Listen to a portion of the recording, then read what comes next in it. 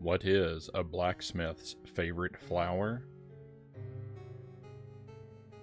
Forge get-me-nots.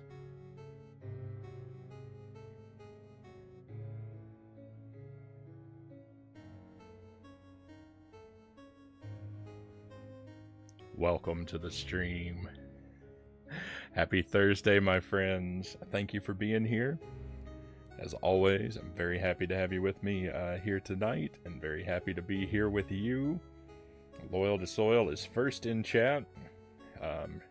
Even, I think, technically right before I went live, but happy to have you here, Loyal. And Crusade Bear close behind. Hello, hello. Thank you for being here. Lucent Jelly with the seasonally appropriate emotes. And I think we're ready to go.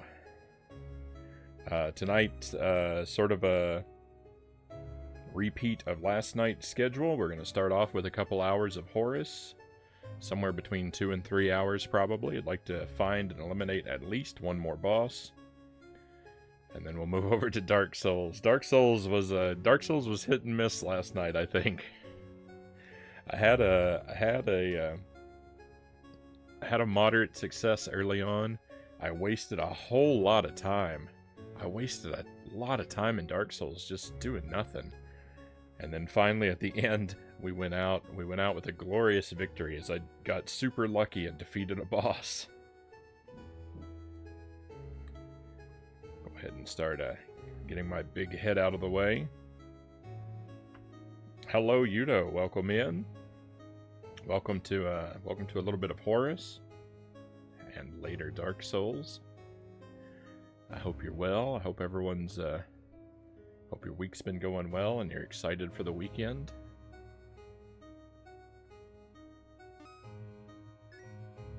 I have no plans for the weekend myself, but the forecast suggests that we could get just a little bit of snow tomorrow, and that makes me very excited. I'm always happy to see that winter is approaching.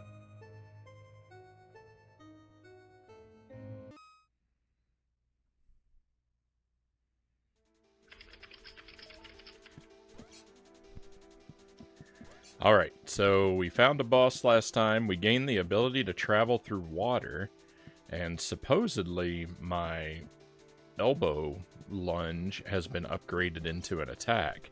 I don't think I've actually used it anywhere yet, though.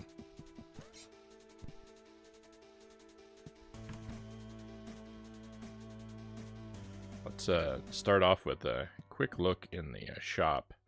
I don't think there will be anything worth buying. There is not.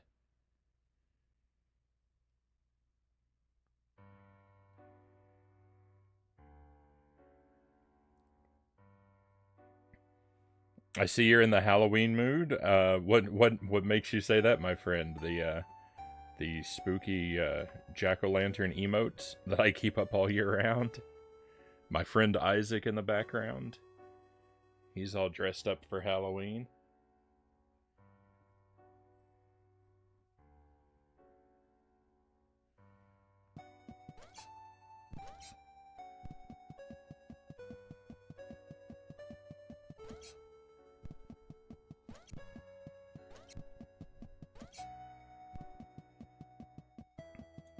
Jelly and I have been watching Creep Show, the series. It's not great. It's watchable. It's interesting. It's like, it's good enough to keep your interest, and they do some clever things, but you have to go in like knowing that you're gonna get some kind of cheesy B-movie quality entertainment.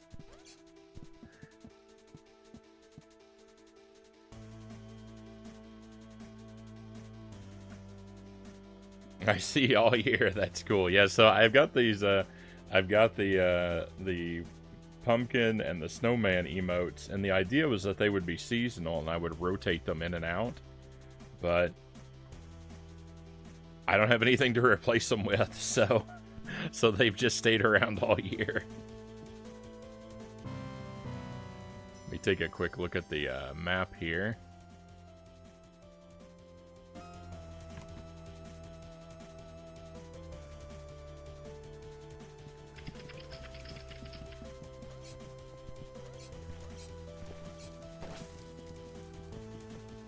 Tales from the Crypt. I've watched a bit of Tales from the Crypt. I watched some of it when I was younger.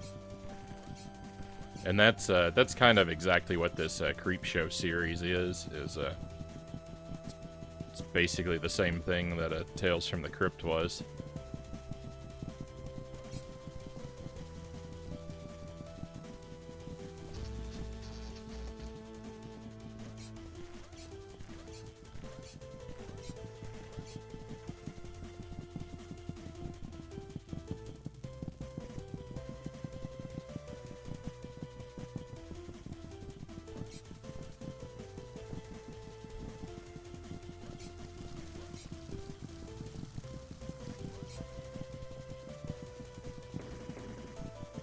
Oh, that's so nice.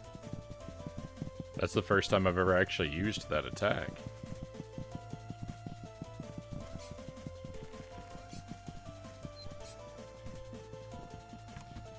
I don't really know where we're going at the moment. My plan is just to kind of wander around and see if we stumble onto progress. In the late stages, this game has become basically a Metroidvania style game. Oh, just a moment, my coffee has arrived.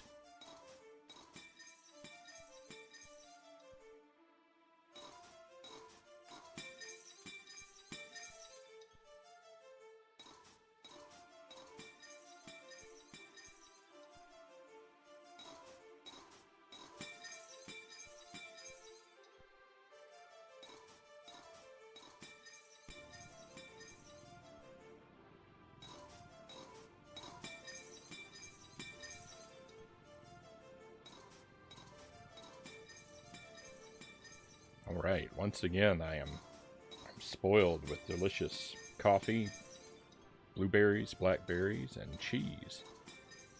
Thank you, Jelly.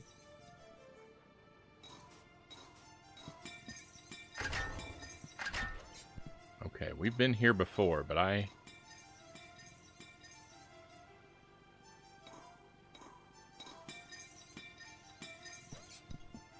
haven't explored this room very thoroughly. Uh-oh. Oh no. I'm bleeding lives. What? The gravity mechanic is sometimes very annoying because it keeps making me want to latch onto the wrong platform.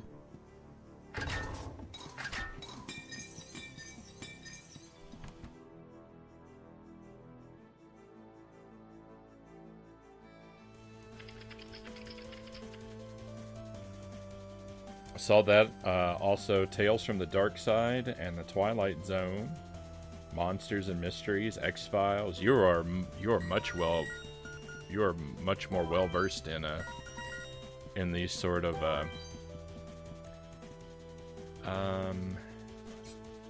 what do you even call these type of stories? Anthology type these sort of anthology type series, because I've only seen a little bit of some of those. The Twilight Zone, I think I've only ever seen one Twilight Zone episode. I don't even know if it was the Twilight Zone or the Outer Limits. It's about a guy who, he saw, every time he looked in a mirror, he saw a guy sneaking up on him. And every time he looked in a mirror, the guy who was sneaking up on him would get closer.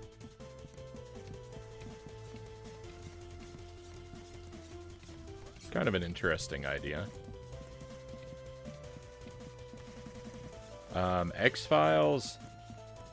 I don't know if I've ever seen a full episode of the X-Files.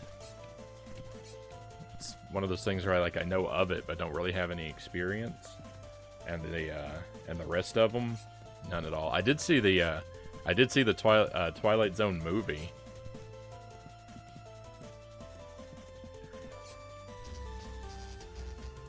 Or they keep saying to each other, you want to see something really scary?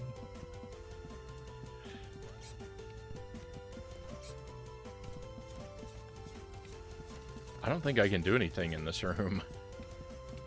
I think this is a dead end for me.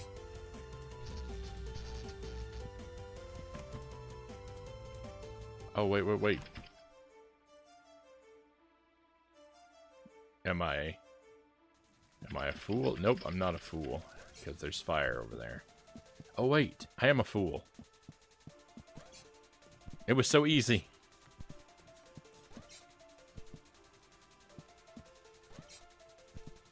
I can do plenty in here. Oh, no. Mile Hyrule, welcome in. The man of 1,000,000 frowns. I'm going to frown, and my goal is to frown 1,000,000 frowns by the end of the Dark Souls playthrough, Mile Hyrule. And I think I'm at least halfway there. Not through the game, but to my goal of 1,000,000 frowns.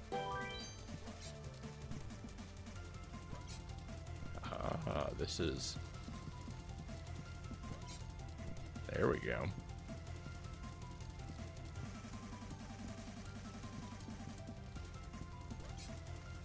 We'll get that trash can in a moment. How did Dark Souls go? I passed out.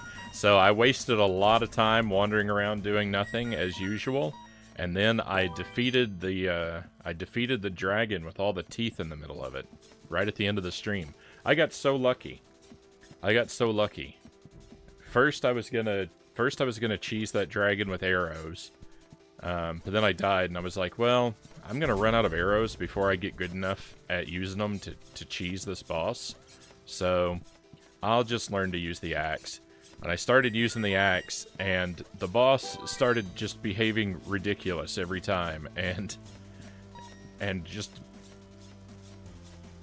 pummeling me into the ground before I had a chance to do anything. And so I was about ready to give up, but I went back and kept fighting it, and then on the last attempt, the boss behaved so perfectly, like I could not. All of its moves were super convenient for me. It wouldn't have been more convenient if I had somehow hacked into the game and selected the boss's moves myself. He did just everything I needed him to do so that I could deliver maximum damage and not have to worry about taking any. I almost messed it up at the end, too. By just, being my usual self. I almost messed it up at the end, but we brought it home. So, not a night of stunning successes like last time, but hey, I defeated 2 significant monsters, right? A giant rat and a tooth dragon. I'm proud of that. I mean, any night I defeat 2 giant enemies in Dark Souls.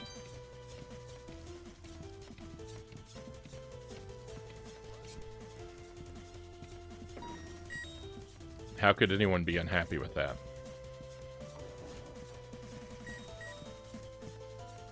Watched a lot of Supernatural shows. Supernatural, Vampire Diaries, Originals.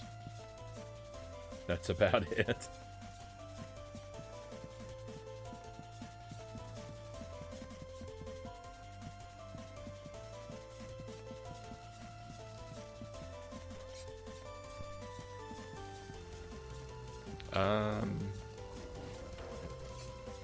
Well, once again, I find myself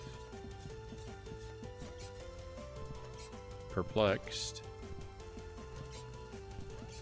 about where the game wants me to go to get through this room. This is a tricky room.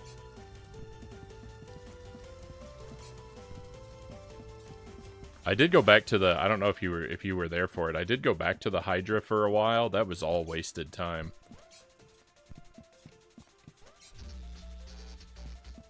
That Hydra is way too tough for me in my current state. And I tried to cheese my way past it to climb up a ladder that was nearby, but then I discovered that that ladder reaches all the way to the moon, so that didn't happen.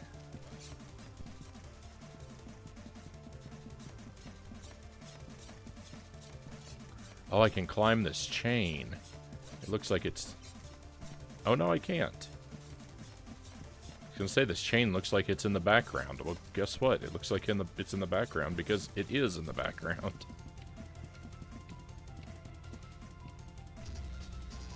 Also, the area I was supposed to go to make progress was very obvious and open.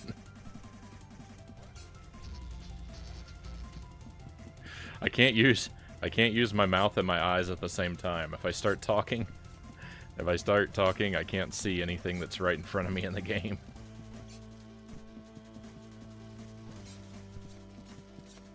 Every time I speak, it's like my vision just goes completely black.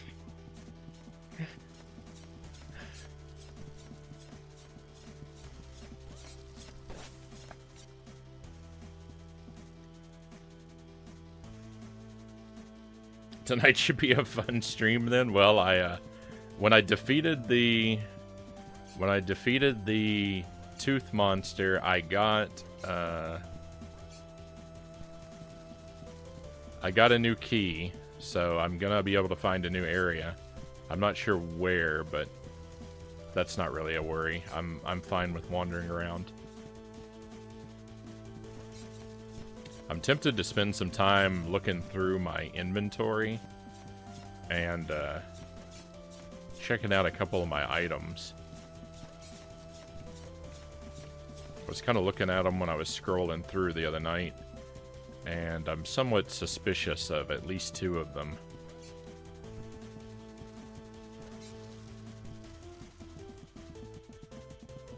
I don't know. I've been kind of using my items on a need-to-use basis because I don't really want to waste something that I might need later on. And I figure anything I don't need to use, I might as well not. But there are a couple things in there that made me raise an eyebrow. We'll see.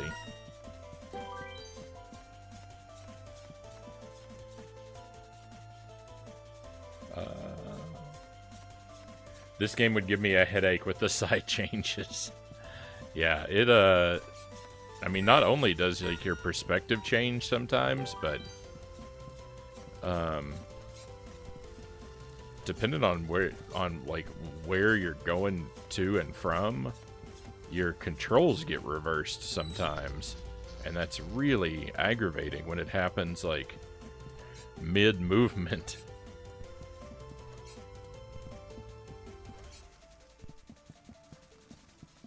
Left isn't always left on the screen, and right isn't always right.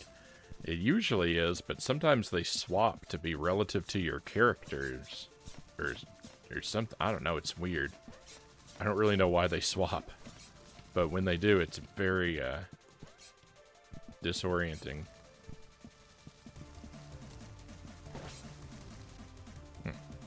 That candelabra didn't, blow up. I didn't take damage from it, but it didn't blow up. It's odd.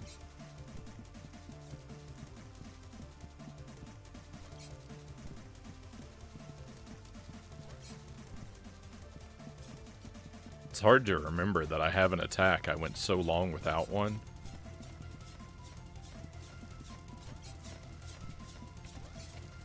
Goodness.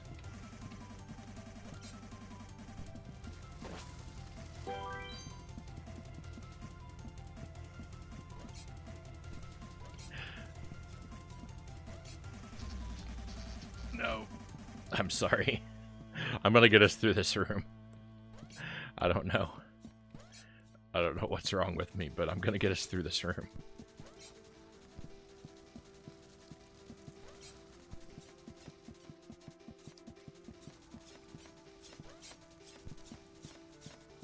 It's always a little more difficult than normal when you're picking it back up, right? Never mind that I just played it yesterday. I've slept since then.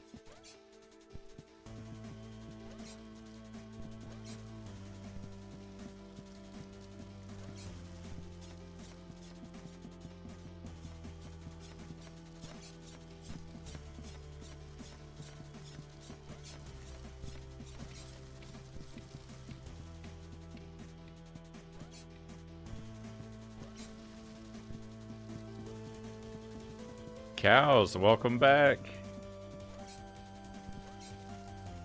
It appears that your internet is working again, at least for now.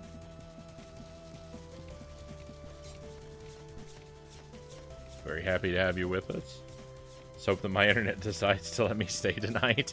I noticed that you disappeared a little early. I thought maybe I just bored you to sleep with my mediocre Dark Souls play.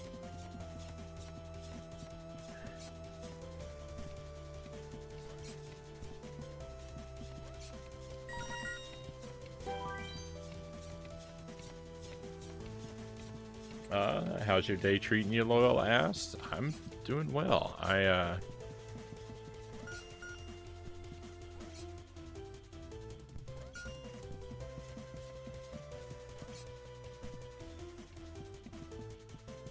Sorry, just a moment. I kind of slept in a little too late. So I didn't get a whole lot done today. Jelly and I had considered making fajitas for dinner, but that didn't pan out the way I did anyway. So my day was a lot of, like, not doing the stuff I planned to do.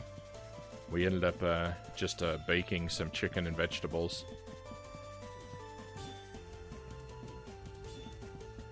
I've been baking chicken with bell peppers and mushrooms and corn on the cob all week, and it's wonderful.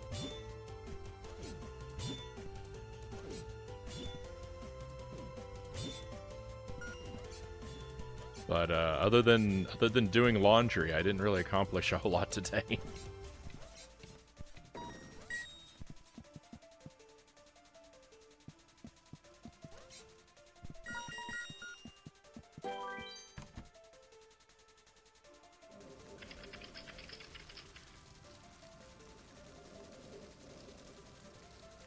According to the text I received from my ISP, it came back around 5 a.m. my time.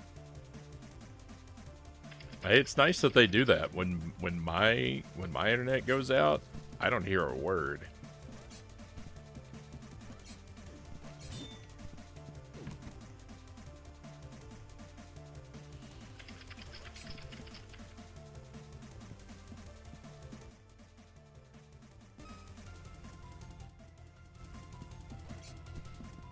My service provider's just like, we think Frownie's had enough internet for today. Switch it off for a few hours. He won't mind. I mind. I don't remember when I got the ability to wall jump.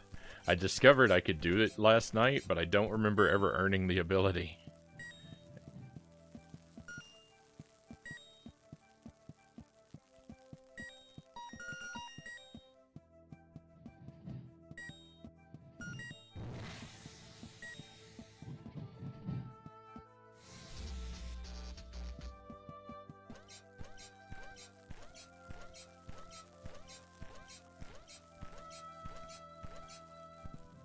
The wall jumping in this game is alright.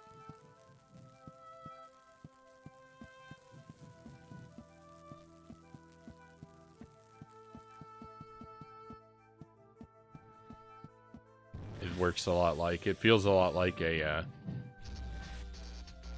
Mega Man X kind of wall jump. I think Mega Man X might have the best wall jumping.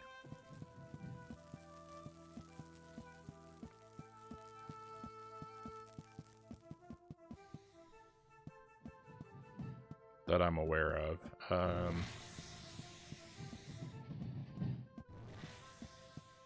I mean, Hollow Knight has a good wall jump, too. Same thing I did last time I got there. Ah!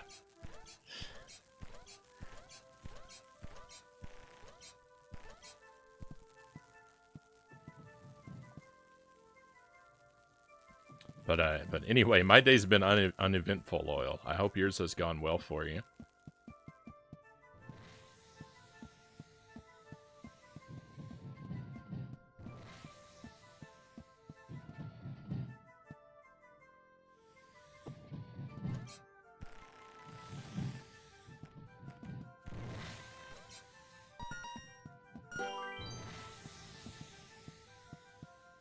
Okay, let's see if I can run into this guy. Nice.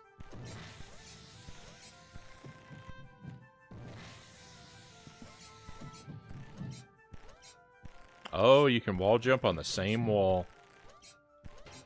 That's great.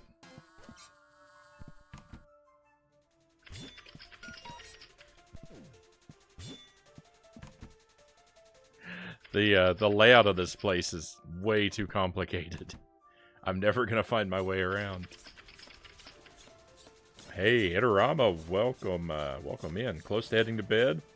Hoping your Horace playthrough is great. I've been having fun, Itty. This is a really good game. It does irritate me sometimes. I've had my complaints in a few places, but I mean, overall, it's a really fun game.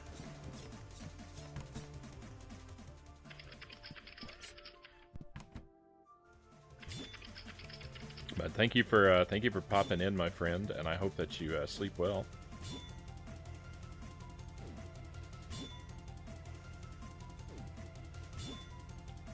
Let's have some of this coffee while it's still hot.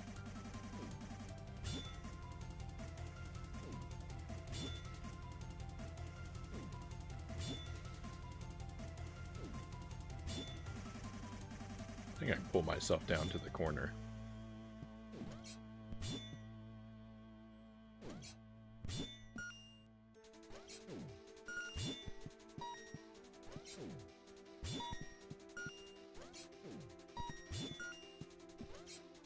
I kind of wish the flutter jump, well, no kind of about it. I wish the flutter jump was more like Yoshi's Island.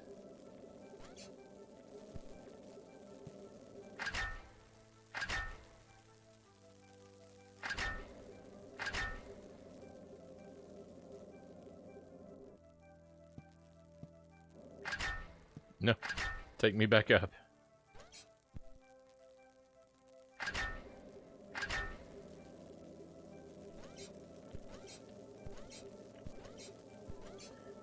It's like it's like 2/3 the flutter of a Yoshi's Island.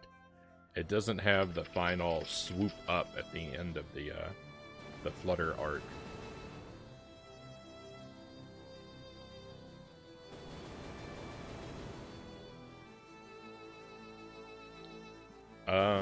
Your ISP doesn't tell you anything when it goes out, just when it comes back. I don't hear anything, but then again, I never bother to ask. I figure they're just gonna do what they're gonna do, and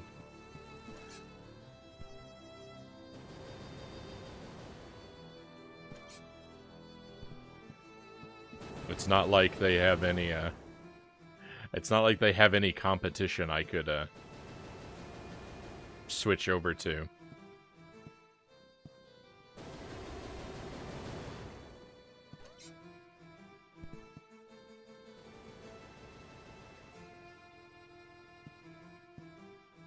This isn't it. No. This is an interesting puzzle room.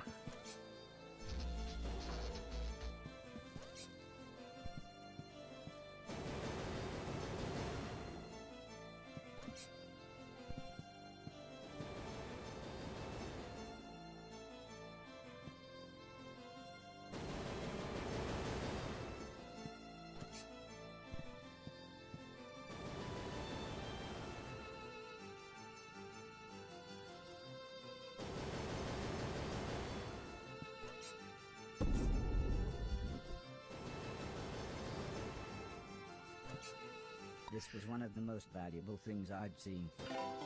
I feel like I cheesed this room. I think you're supposed to use all those.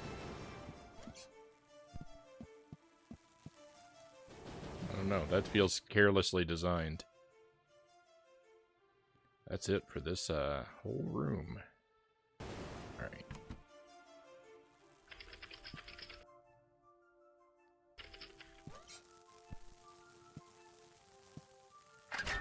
No, wait. Where does this put me? Okay.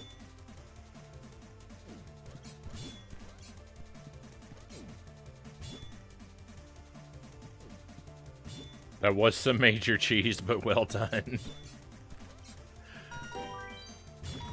Thank you.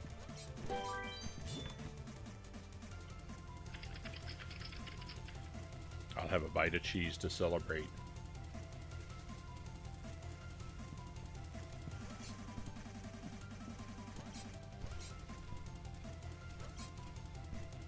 That guy's too tough for me. Oh, Itty, I did the I went to Wonderland and did the roller coaster.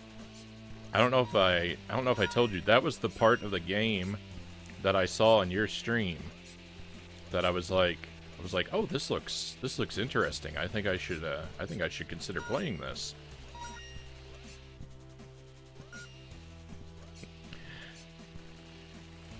It was a very small part of the game, and it was all right, but it wasn't really.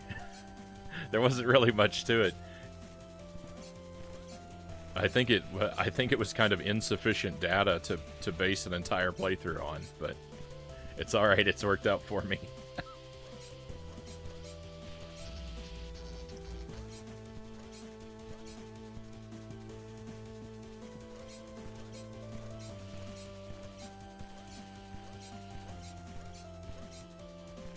I'm not really sure why that electrocuted me up there. I was watching a couple play this recently, and they accidentally found a major skip that can be added to the speedrun. Oh. So, I imagine you're going to be back on the grind then to defend that record. Or rather, perfect it.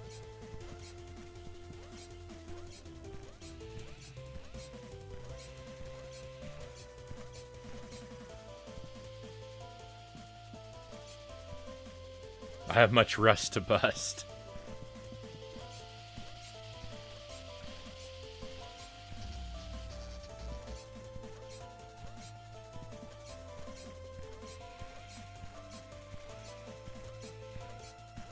For anyone who doesn't know, Itarama is the world record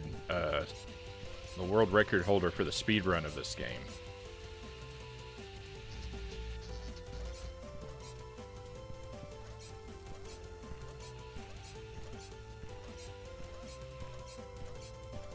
I'm working on the world record for least efficient playthrough.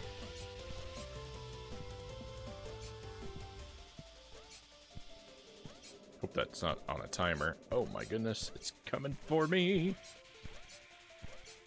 Oh, look at all that junk I missed. Alright, we'll go back down and get that.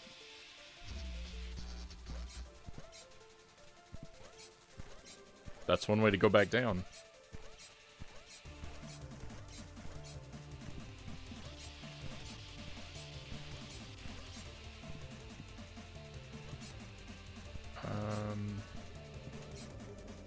Oh. Oh, I see. The entrance to that area isn't where I thought it was.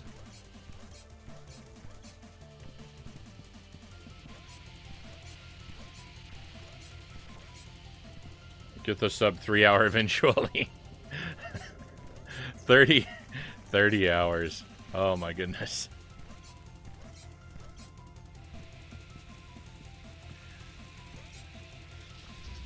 I don't care how long a game is and how much time the run saves. I don't think it would be right to ever classify a 30-hour run as a speed run.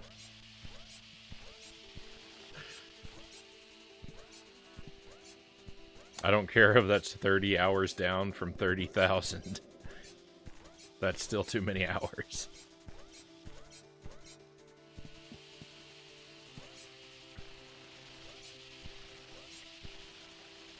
Oh, I like this part. I like that part.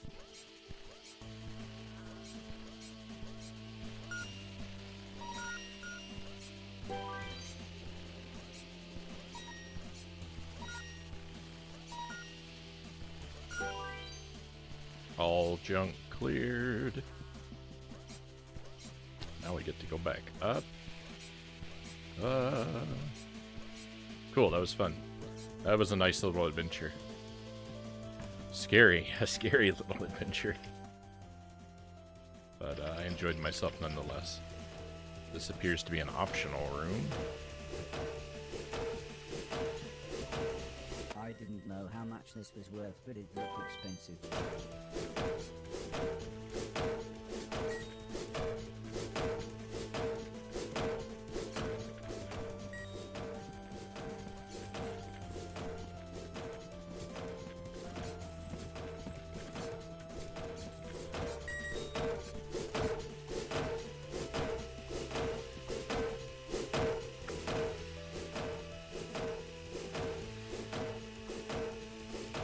Agreed. I was surprised I got into this as much as 3 hours, but it's good enough to justify the time.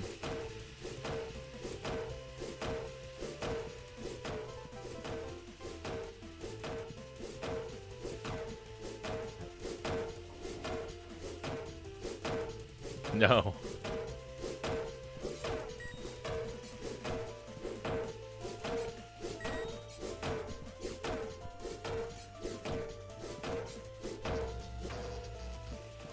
That's alright.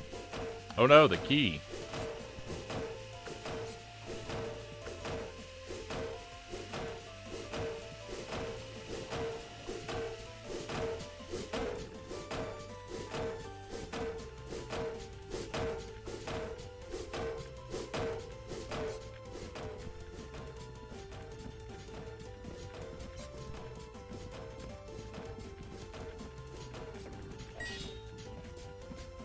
I saw that bear trap. I'll let you know.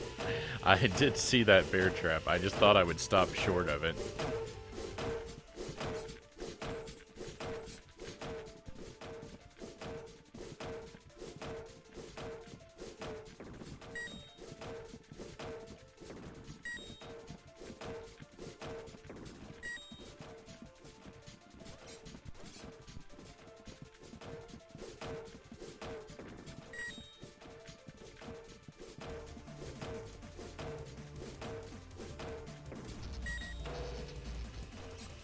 Bogus.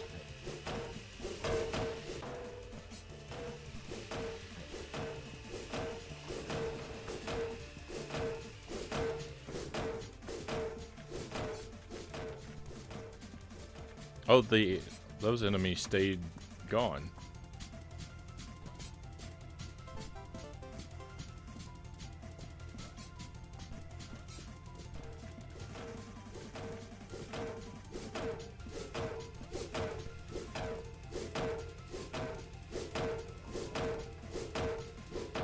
I think I got that wrench.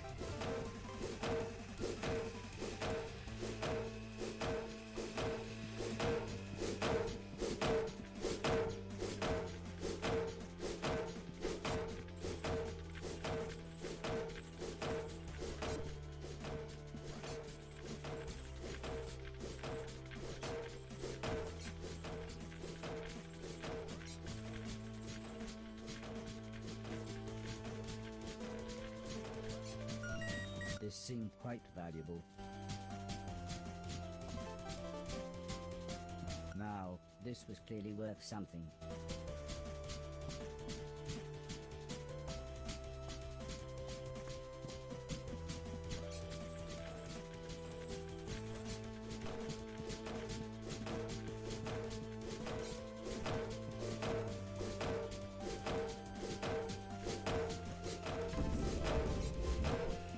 things were worth. Less junk, but this could be sold for a decent price. I didn't actually catch whether or not it said all junk cleared.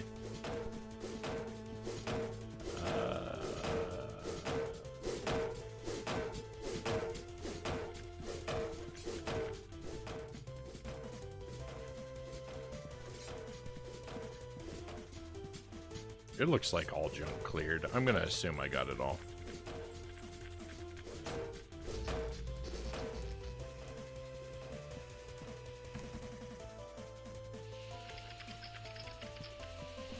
Okay, and the other side of the world. This was one of the most valuable things I'd seen. Can I stand on this?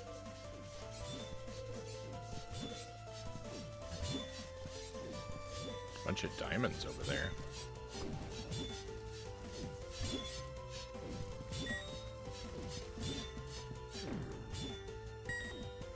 I didn't know how much this was worth, but it looked expensive.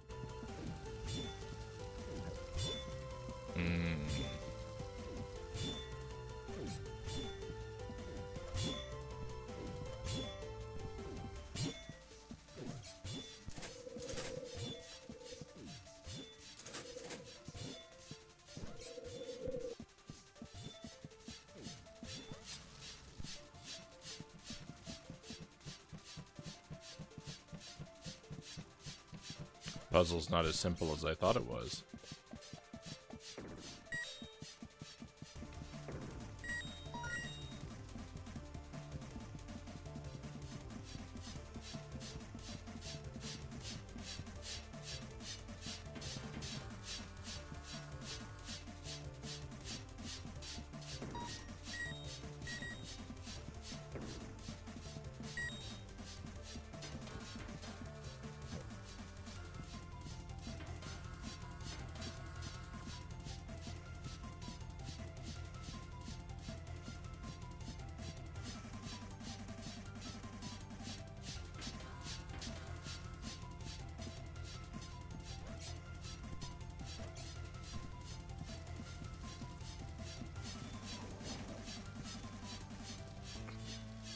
Oh yeah, that's how gravity works.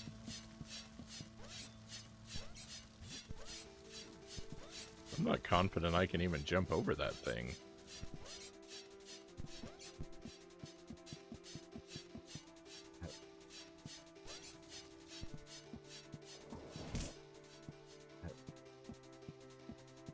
I guess that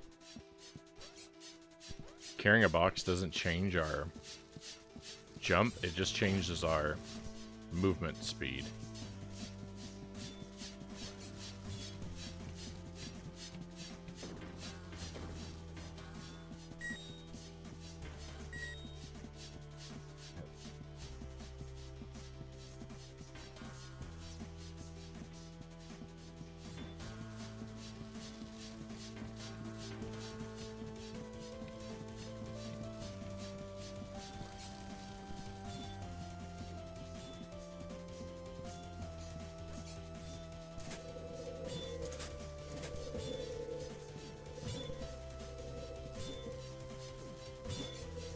Switches on it.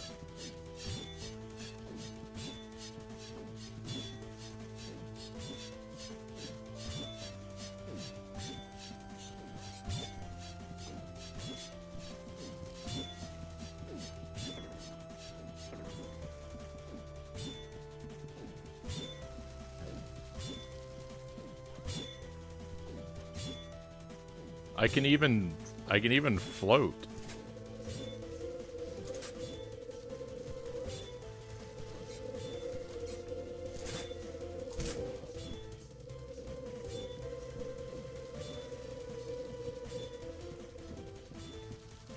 No, I was too slow. Do I even need that?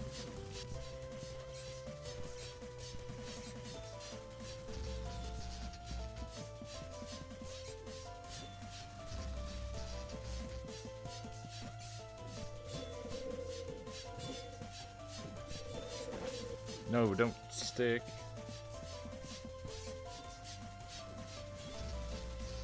I feel like I could make this jump. Maybe not.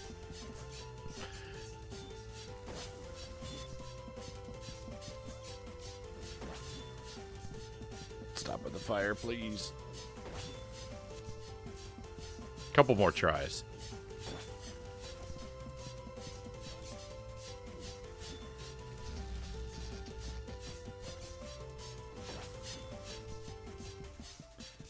The way gravity takes me. Scary, you know? Come on, Horace, you could do it. I don't think I can do it.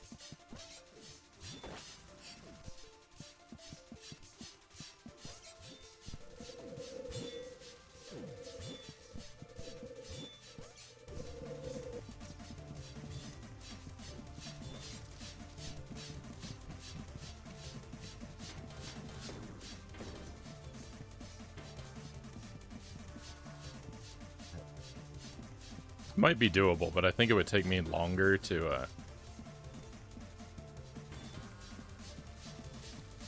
I think it would take me longer to make that jump than it would to just carry the box around and try it again legitimately.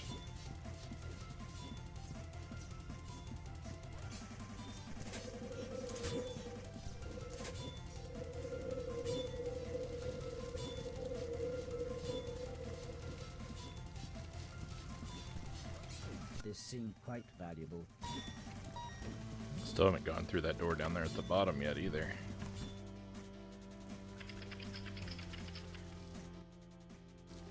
Boss time.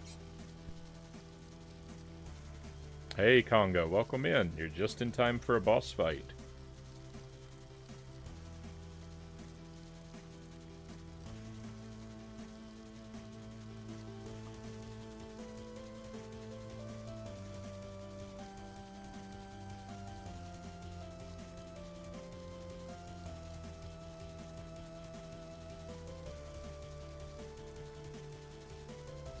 Oh, real quick, does anyone know how the shoutout command works? Not the bot command, but like the chat command? You're supposed to push like slash something for those, right?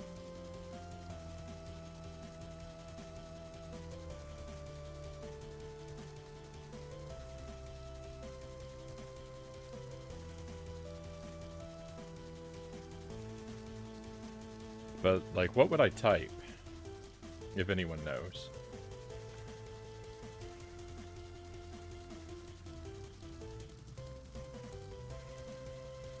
Slash shoutout creator username, it looks like. Let me try that.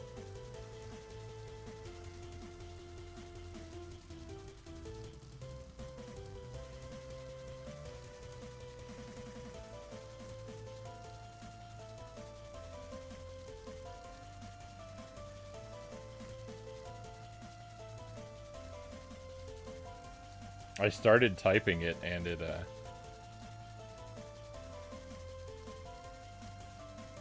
popped up information box. Okay.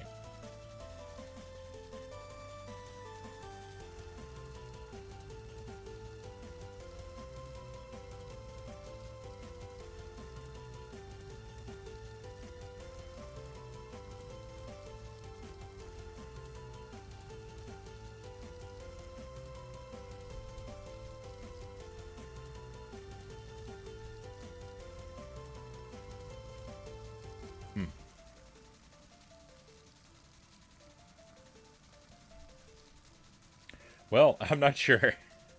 I'm not sure what you guys saw. I wanted to experiment with that because someone gave me a shout out the other night using the command rather than a bot, and it looks like when you do that, it puts a follow button in the chat, so you can actually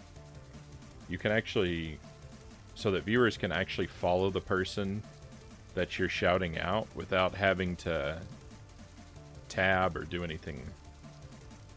So it's a lot, it looks like it's a lot smoother process. But it doesn't give you any information about the other stream, so the way the bot does.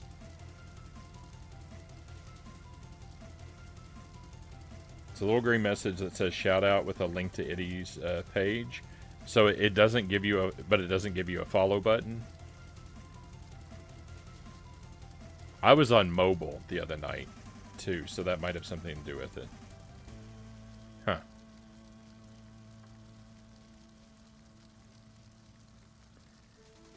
Because if it doesn't give you that button that I thought I saw when I was on mobile the other night, if it doesn't give you that button when you're on browser, then there's no added benefit. In fact, it's only a detriment because it gives you less information about the channel.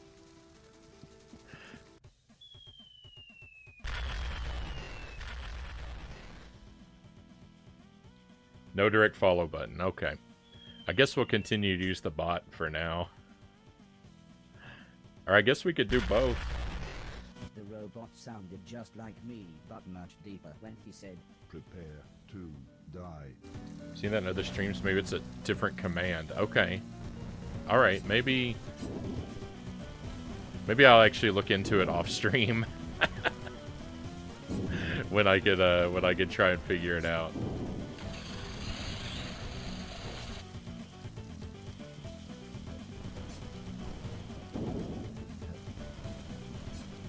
Catch this.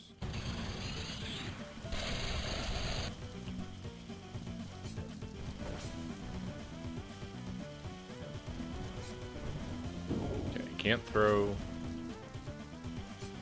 This is like Mario Brothers 2. Right, grab the enemy bomb and throw it back.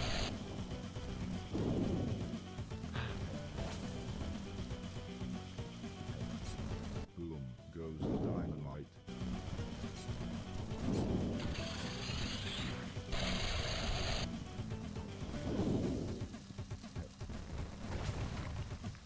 I roasted myself.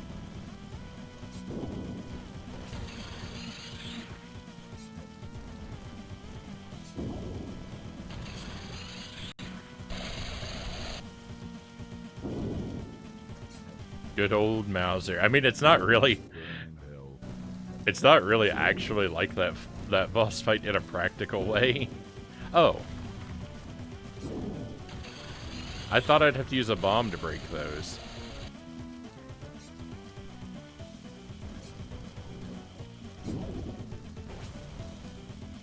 Alright, we're gonna do this. This isn't that hard.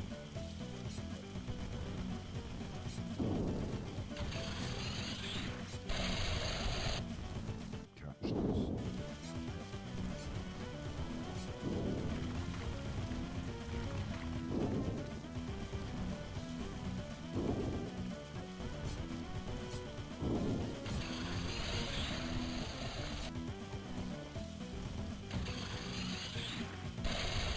Double hit.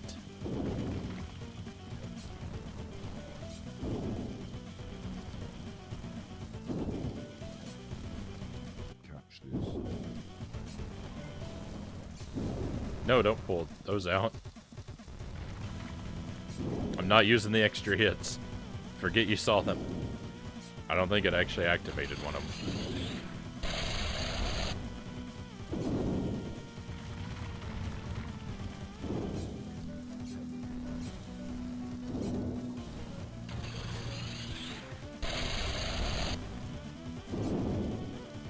Catch this.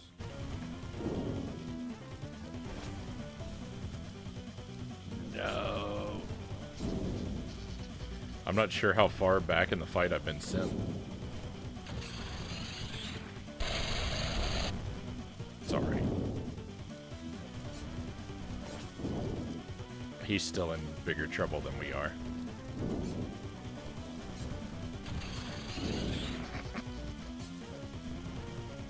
Boom goes the dynamite. You know, his voice sounds a lot like Horace's. Actually, I think all the voices sound like Horace's now. I haven't heard anyone else talk in a little while.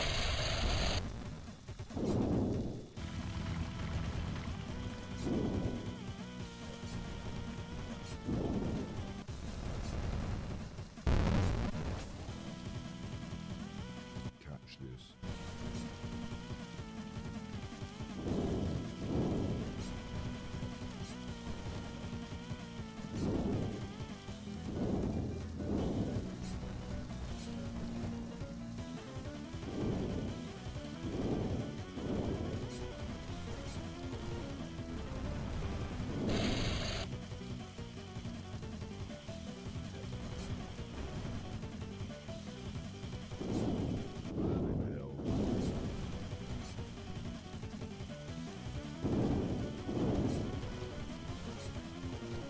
No.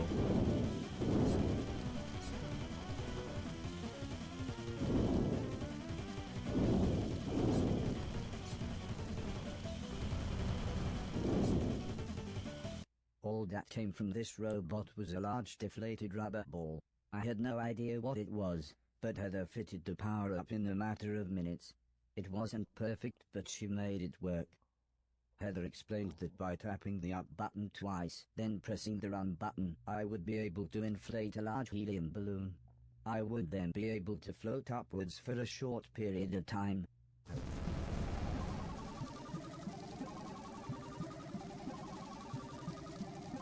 What?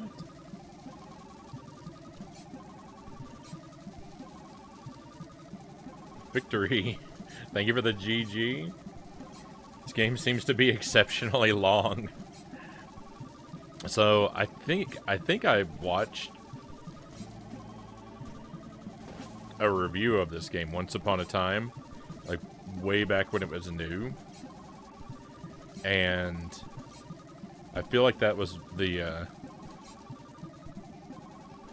one of the things they had to say about it was that it goes on forever and ever and ever.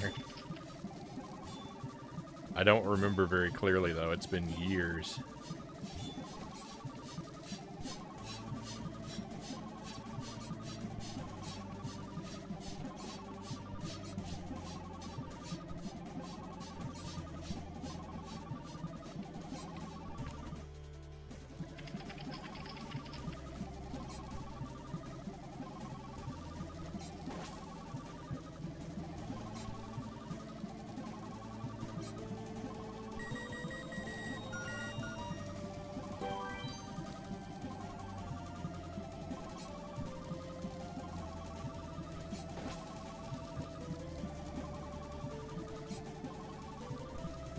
I didn't learn my lesson, by the way.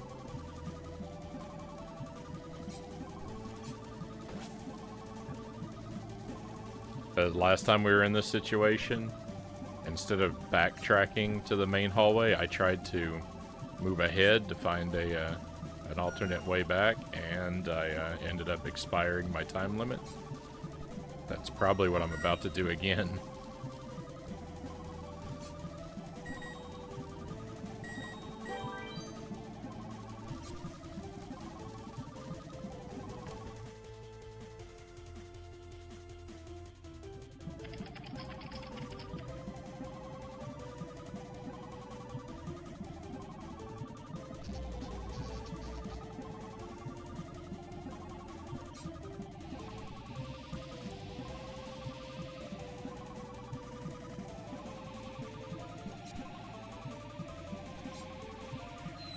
Whoa!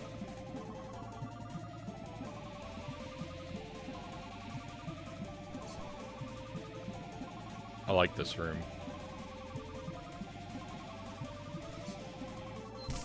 Nice, straightforward gravity puzzle. Something that my mind is actually able to comprehend.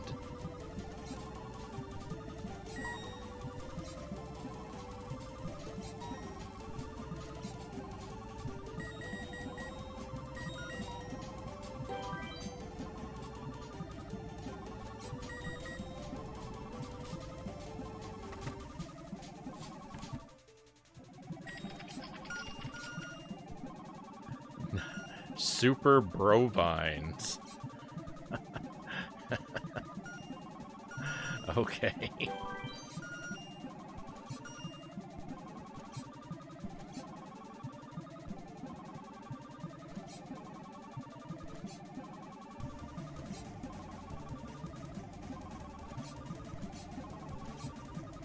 This room is weird. That's just... Now that's a game I want to play.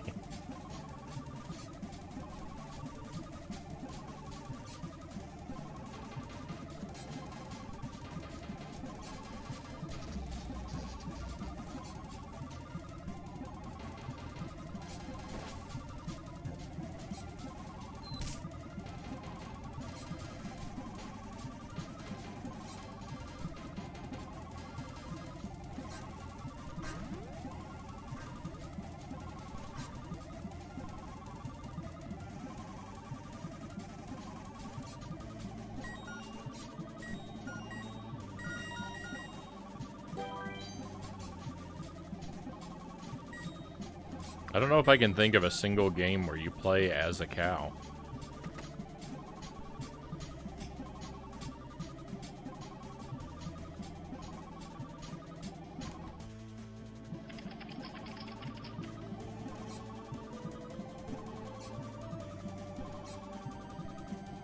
Look at that box art in the background. Nobody tell Nintendo about those.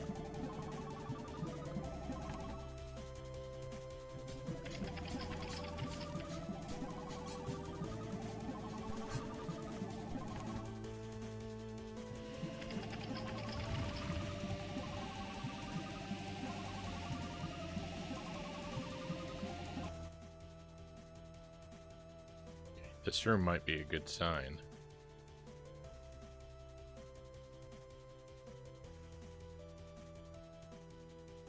I'm gonna go to the bottom left.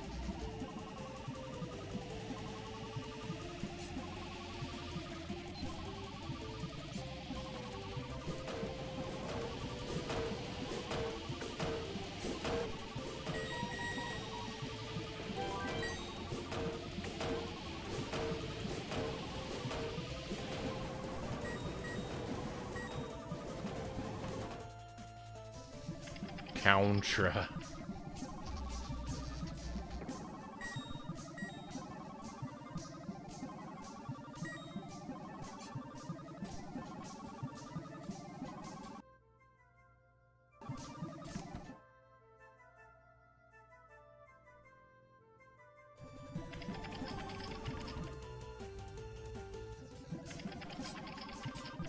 I think this is the room I need.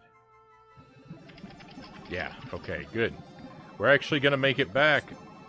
Unprecedented success.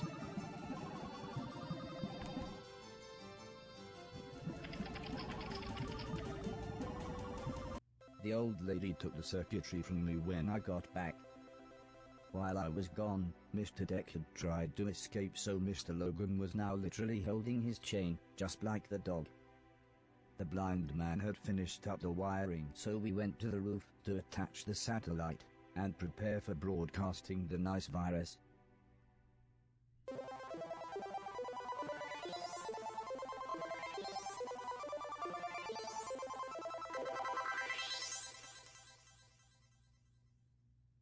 When we got down from the roof, everyone was really happy with how the satellite dishes were going, except Mr. Deck.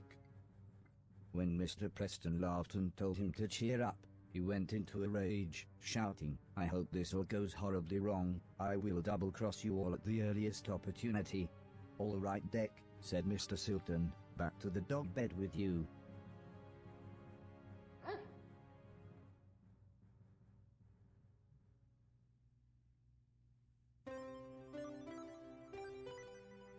Courage is fire and bullying is smoke.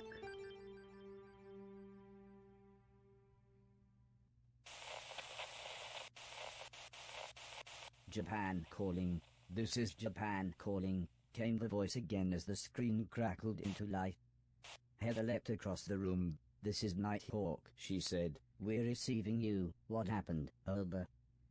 Dr. Hero sounded so happy to speak to us. He explained that they were forced deeper into their bunker. He said they had lost many good people, but managed to fight off the robots. "Well," said the old lady, "we're nearly halfway there. As long as we get the last few bits we need, we should be able to broadcast the nice virus in a matter of weeks." Do not worry, said Dr. Hero. We will survive.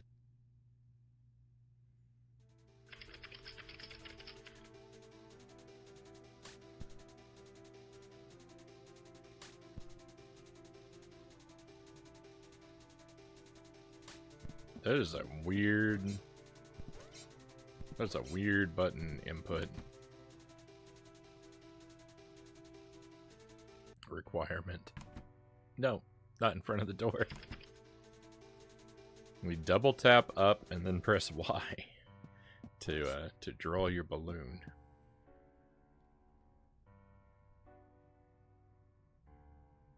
I don't know how high we can float. Pretty high.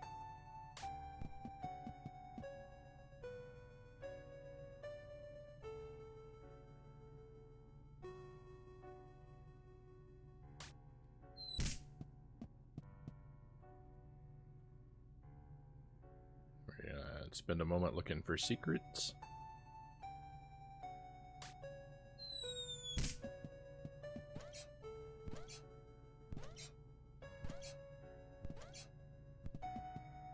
Let's Now turn in our then, said the dirty junk old while we're man, here. let's see what you've got. That's going straight on eBay. I collect these. That's a beauty. I like these. I collect these. Impressive. I like these. It's a bit broken, but I'll take it. I collect these. That's a body dazzler. Haven't seen one of these since I was a boy. I collect these. That's a beauty. That's going straight on eBay. It's a bit broken, but I'll take it. That's a body dazzler. Can't say fairer than that. Everything else is junk. Go on then, said the younger man. Stick everything in Bertha.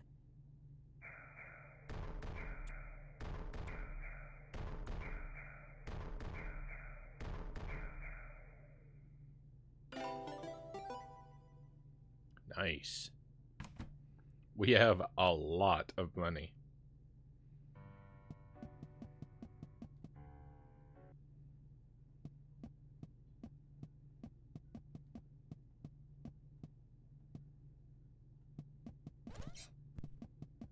This guy has no merchandise.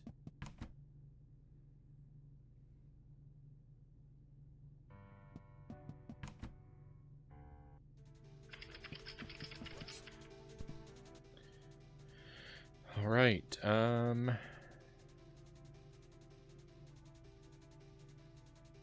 Guess we see about this other boss off to the right there. There's a couple rooms I haven't been in yet. I don't know. I imagine we'll want to see everything.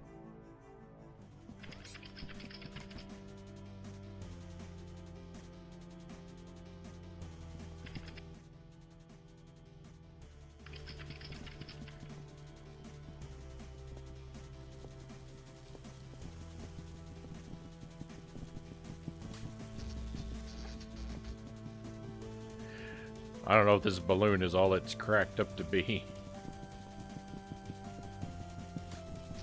It's just getting me into trouble here.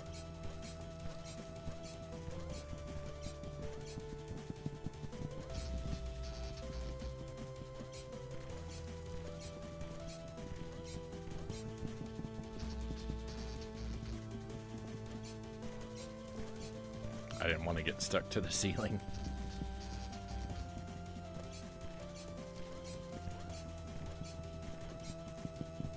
I think we'll probably try and locate and defeat one more boss. I imagine that'll take about an hour, hour and a half, and at that point it'll be time to move over to Dark Souls.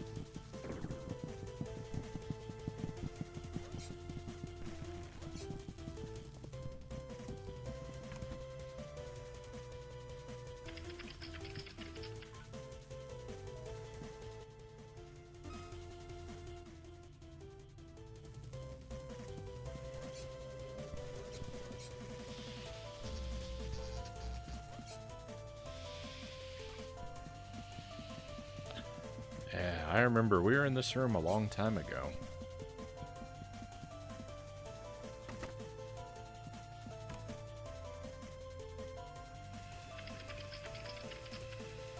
But this is new and scary.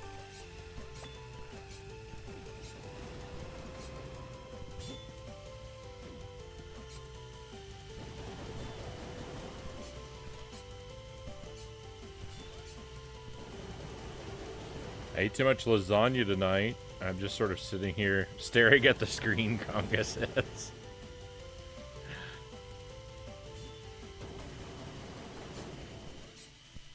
I've been eating pretty light all week. I've had baked chicken and veggies for dinner every night.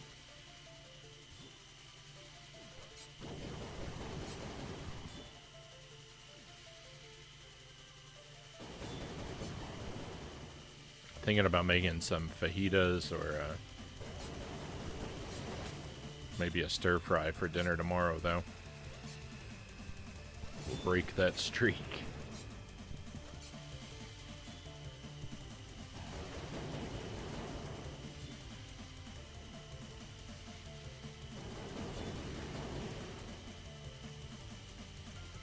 We got an air fryer a couple of weeks ago, so we've been having a lot of air fried chicken. Yeah, I don't know if it would be...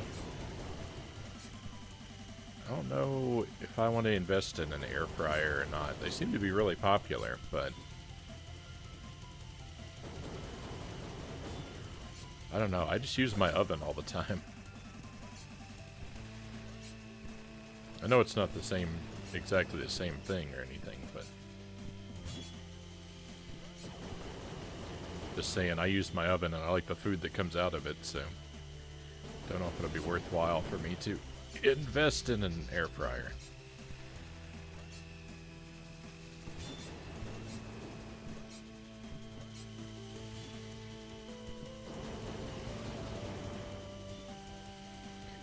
Got a big one at an auction for under $10. Yeah, see, that's the thing is that I think about is the size, because like if I were cooking just for me, you know, then that would be one thing, but to make a meal for myself and Jelly, most of the air fryers I've seen have been pretty small. A big one though. If you can find one cheap, I do recommend them.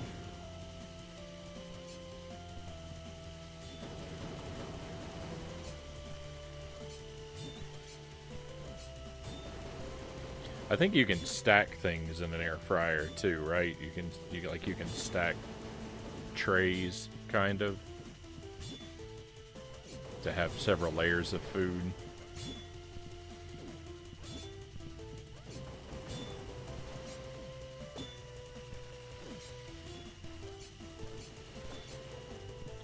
But I'd need at least the same sort of like square footage as one rack in a traditional oven.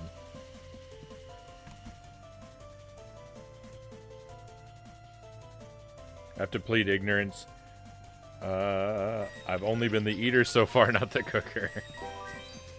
Fair enough.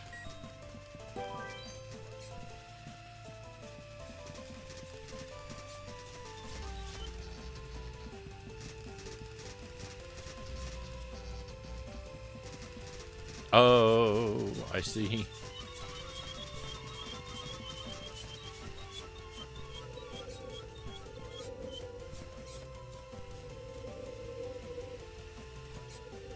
Now, this was clearly worth something.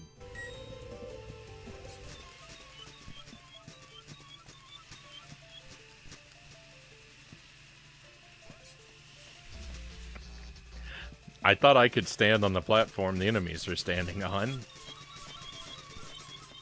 Turns out there was never really a platform there at all. What about where all this junk is? Is that a platform? Oh, I can just run around there. I don't have to jump.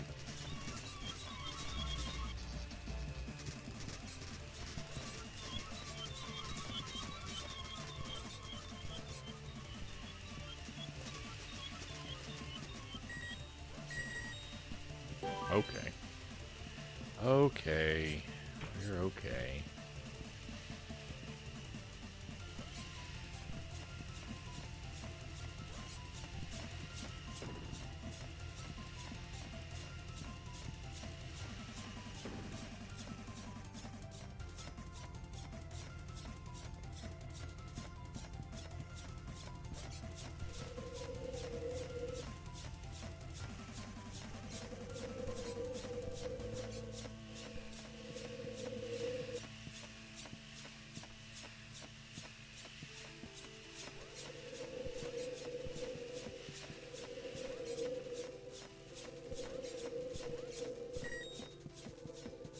I don't fully understand why that worked the way it did, but okay.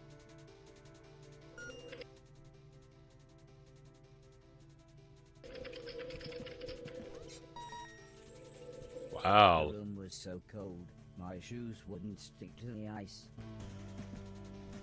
Look at all the meat sprites we have in here. Oh, can't stick to the ice. I see.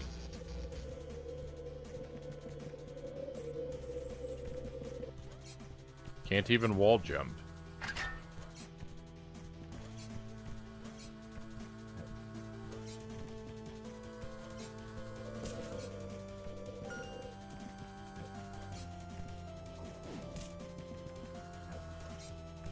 Got some Mega Man blocks over there.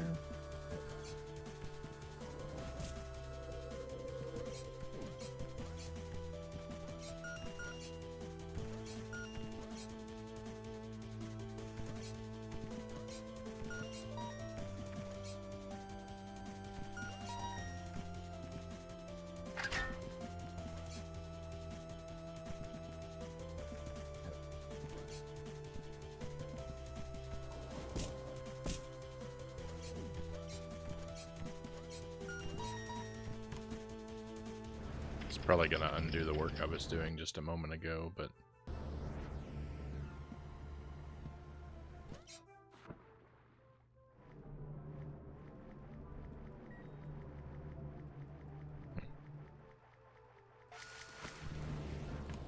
nope.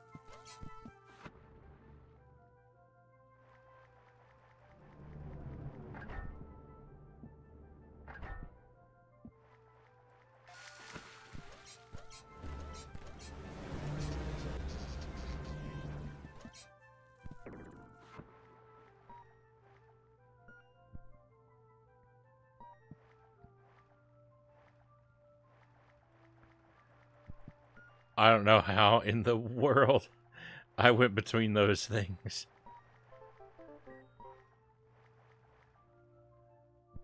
That was the luckiest swimming that's ever occurred.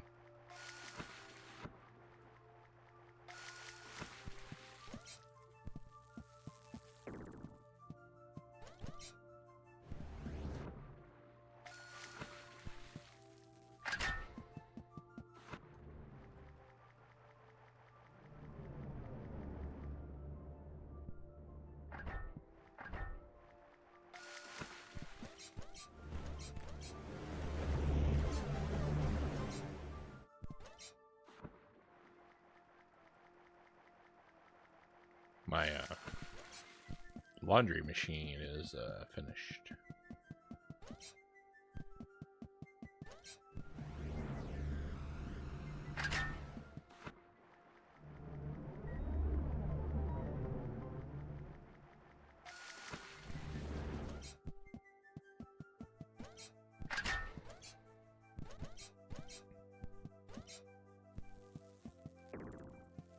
Oh no. Oh, I should have done this first.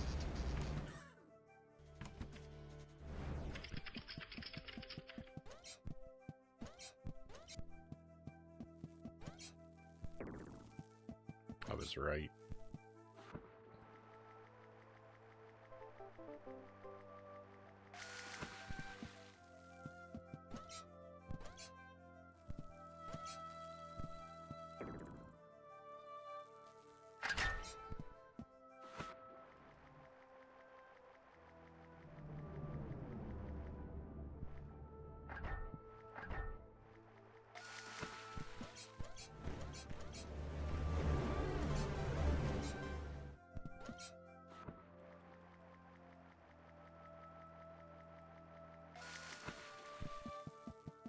I like these optional rooms. That just have some puzzles for some treasure and not much other purpose. This is a good room. I like collecting all these keys. It's weird that it's not making me recollect some of those though.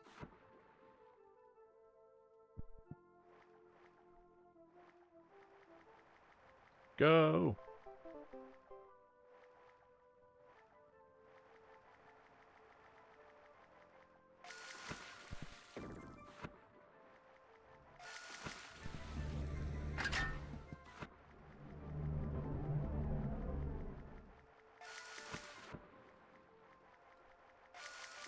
This room, I don't know, this room is weird. It became more lenient with its checkpoint, and I don't like that. Some things were worthless junk, but this could be sold for a decent price. It's like it didn't have faith in me to complete the room, so it made it easier. I feel insulted.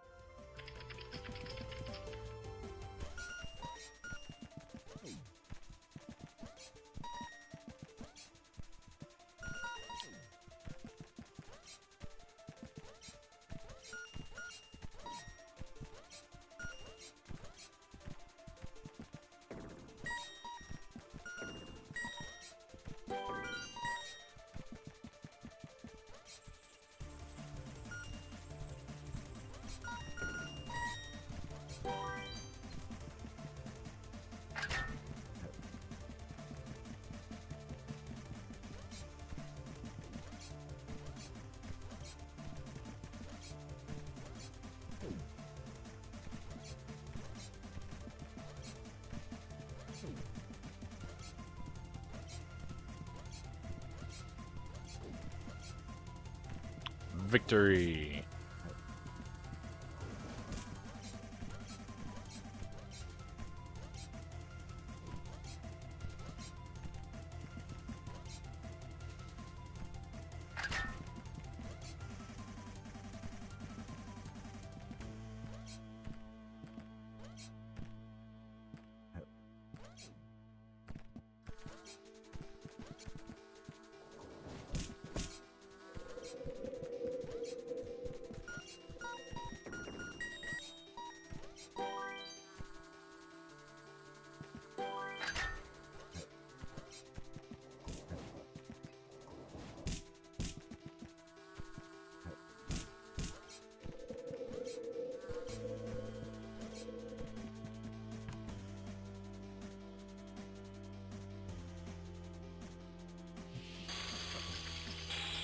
Unless I'm mistaken, I think I actually didn't even need one of those cubes.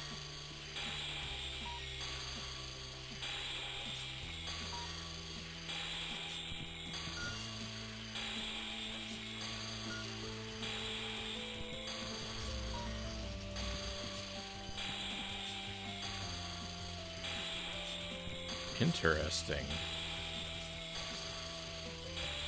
So to grab onto a chain, you have to jump at the chain and press up. If you just jump in front of it, he won't grab it automatically. You have to press up or down. He'll grab it if you press down as you're passing by. I never knew that. That's weird.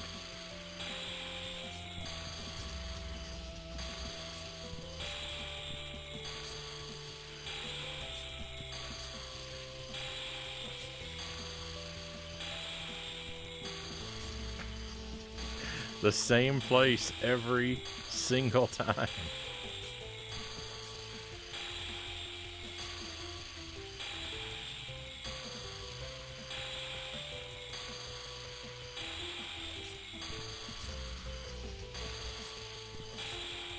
Well, we live here now. Why is this so hard?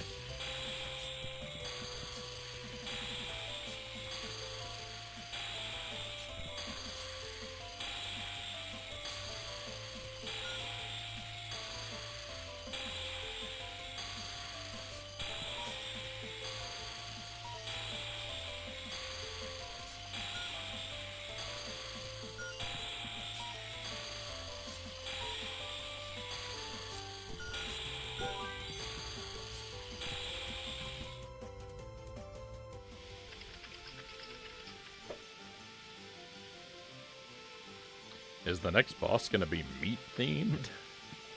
I have to fight a meat boss?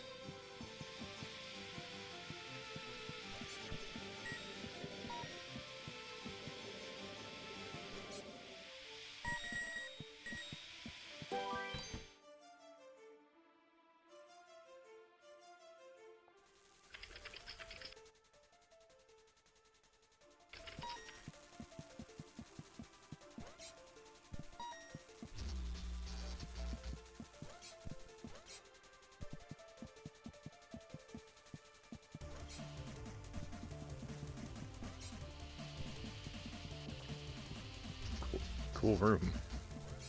I like this.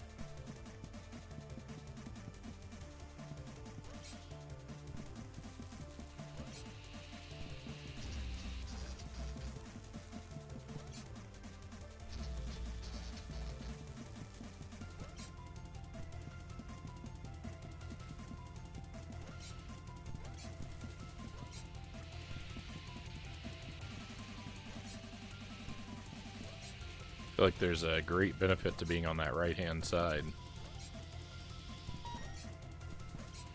Some junk I have certainly missed.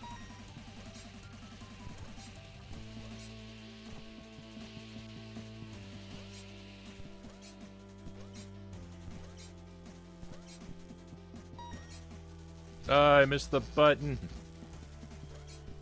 Sorry, it gives me a chance to look at that other side of the room.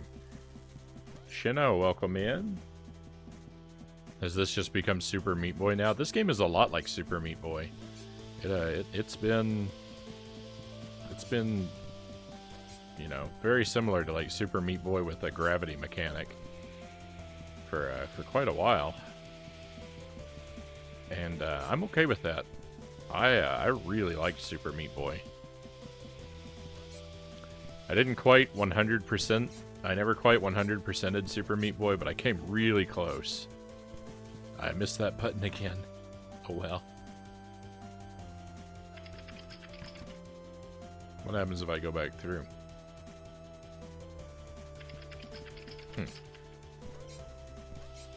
I want to hit that button. I don't want my oh well to be my response.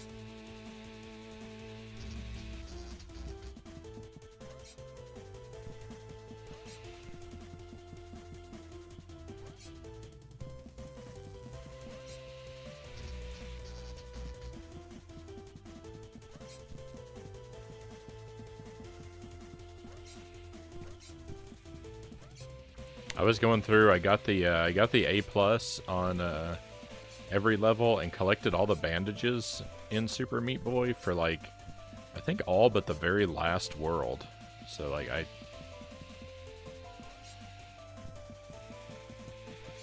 had a very high percentage completion, but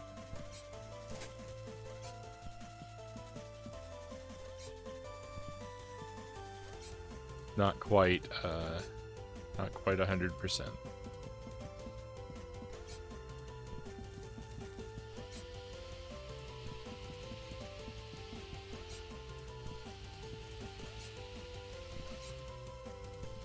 I've got cars chasing me. It's a car chase.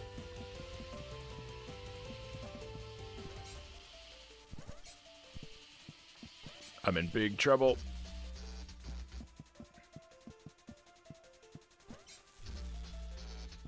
Oh, wait a minute.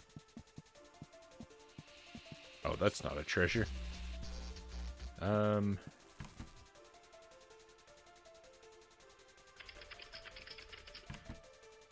I need to hit that other switch. I've got to make it all the way around.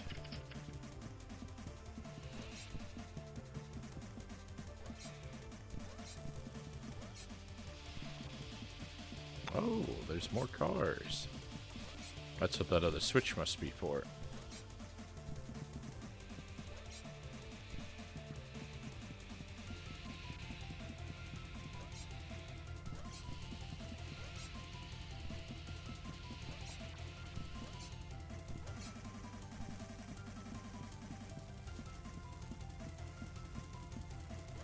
Pre-ordered Cuphead today, right on. I remember you saying you were going to do that. I hope that you enjoy it.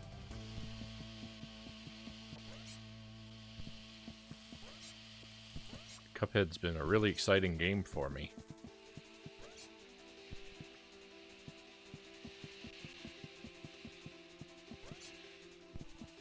Haven't gotten to the DLC yet, but I am very much looking forward to it.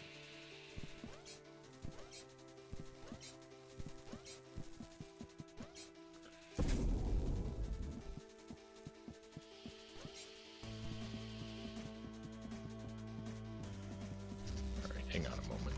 That's staying... Hopefully that's staying open now. Forever.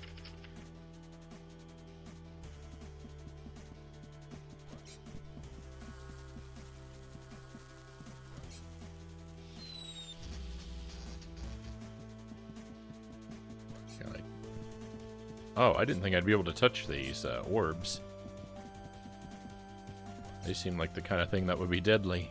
I mean, they're glowing hot. They're glowing red hot.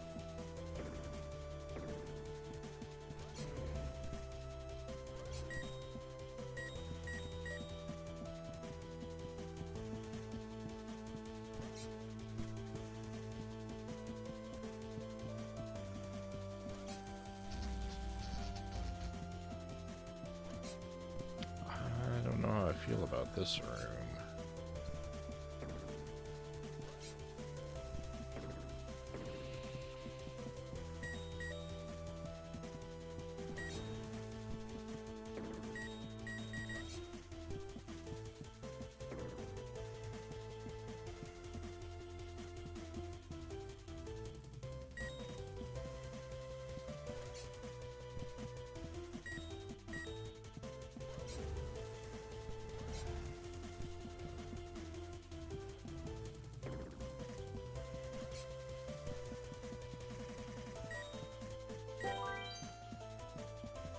All junk cleared. Perfect.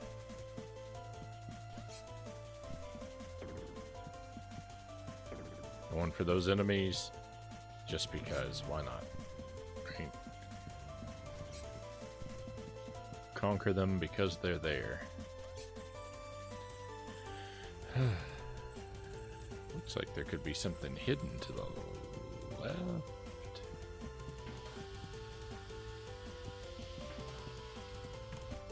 Going here though.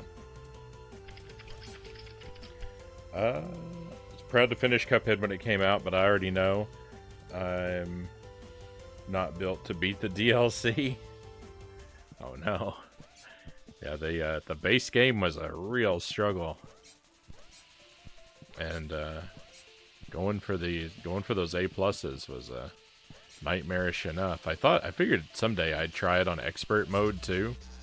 But I think I'm going to do the DLC before I look at expert mode, because I don't know if I'm ever going to beat it on that level.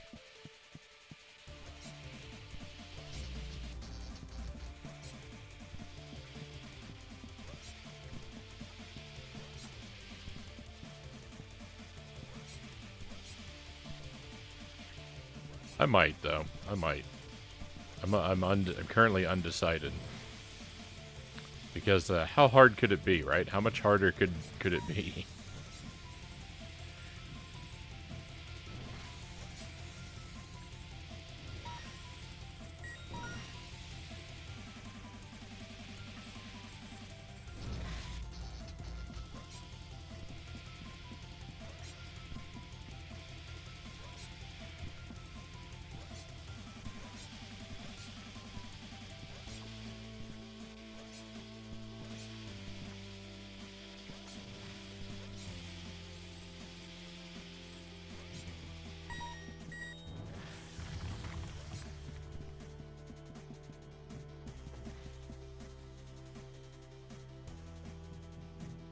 I beat it on expert. You definitely can, Konga says.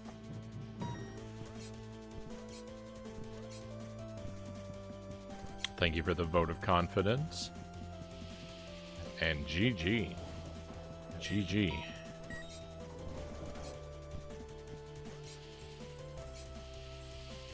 That's a feat.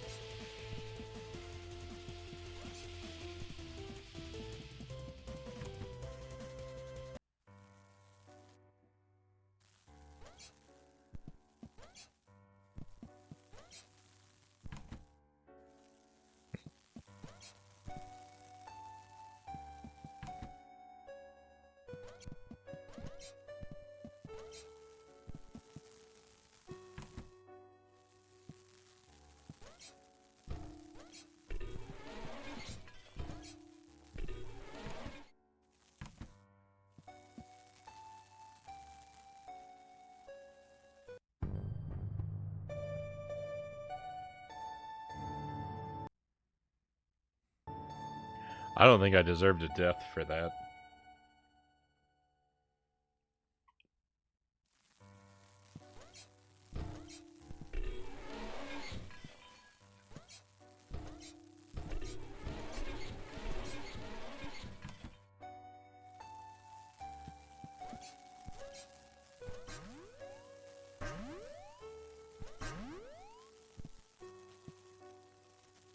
This was one of the most valuable things I'd seen. Wow.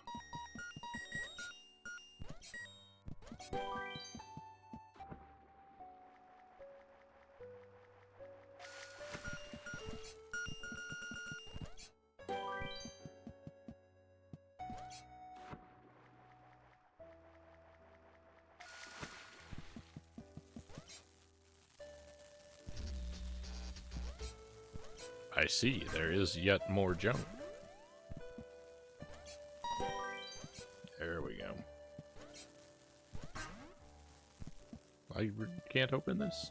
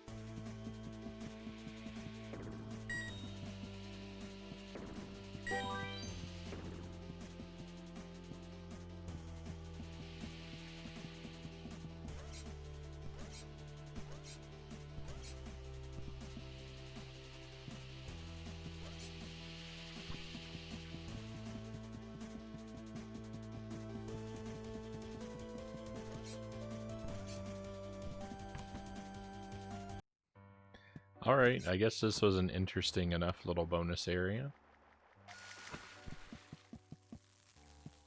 Still no access to that door, though. Ow.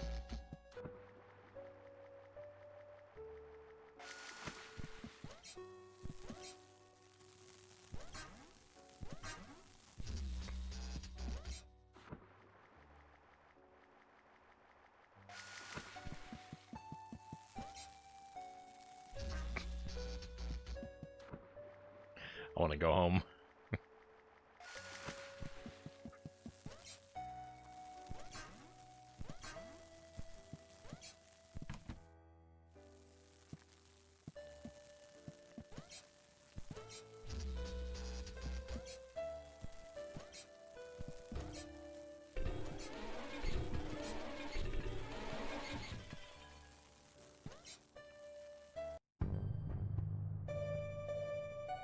Alright, now I 100% did not deserve that death.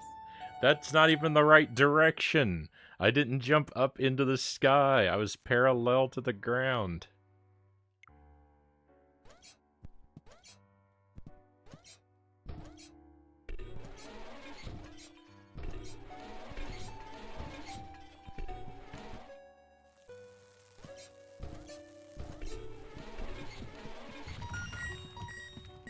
I didn't know how much this was worth, but it looked expensive.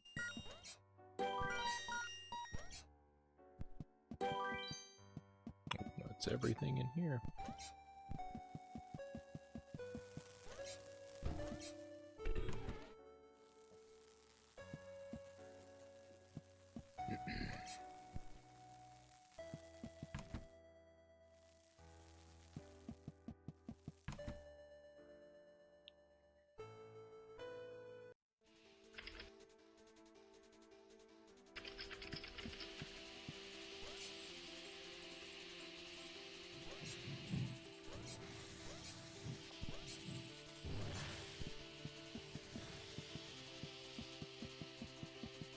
Well, which door we should look at first? I'm gonna try this one. Boiler room. I think maybe we shouldn't look at this one first. Maybe we should go through the other one first.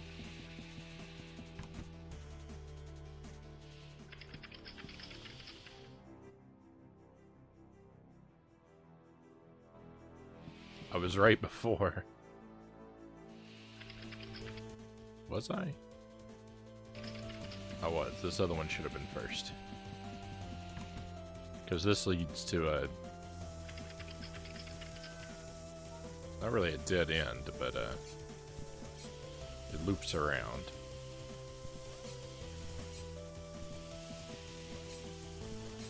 Except, have we already been through here?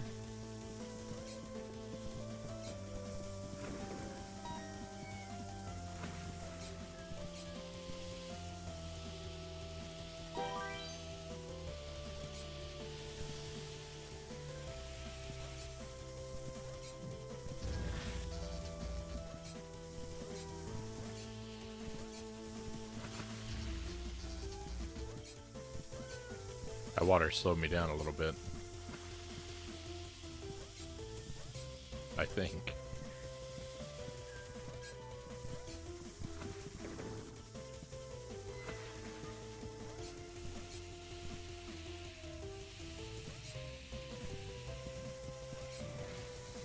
Ooh. This is a long room. Goodness.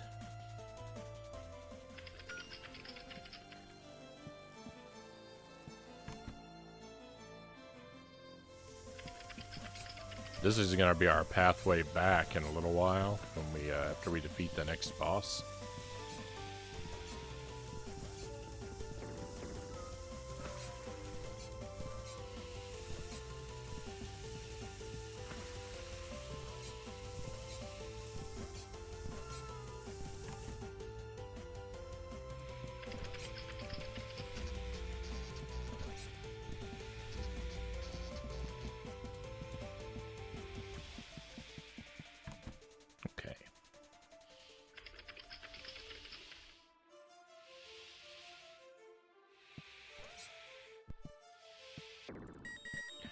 I don't even think I know who Rock Hudson is, Shino.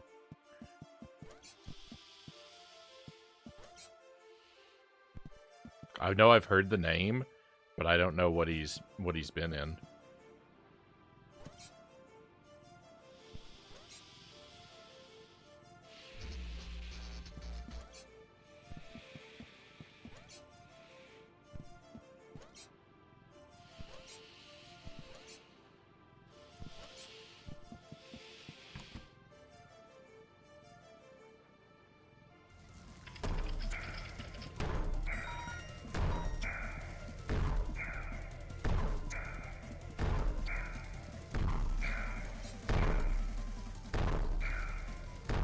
Price.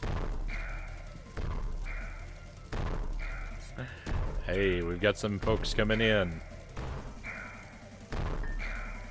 We'll just take a moment and stand here while we greet everybody.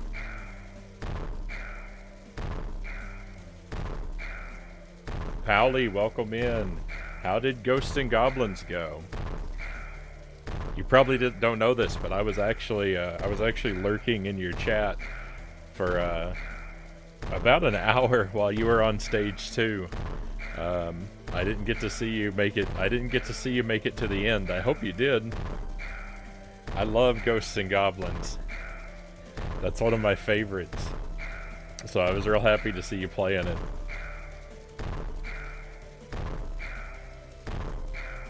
I tried so hard. It's a tough game. It's a really, really tough game. Welcome into you. Desi Spark, great to see you. Unbent Aura, thank you for coming along as well. Pleasure to have you here. Thank you for the lurk. Tried so hard to get to level 2, and you couldn't.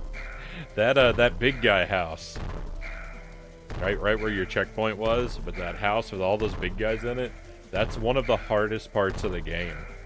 So I hope you try it again, because if you make it past level 2, well,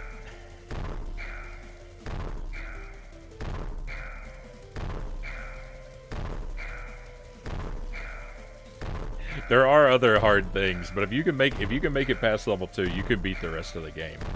You'll struggle in a lot of other areas too, but that big guy house is so rough.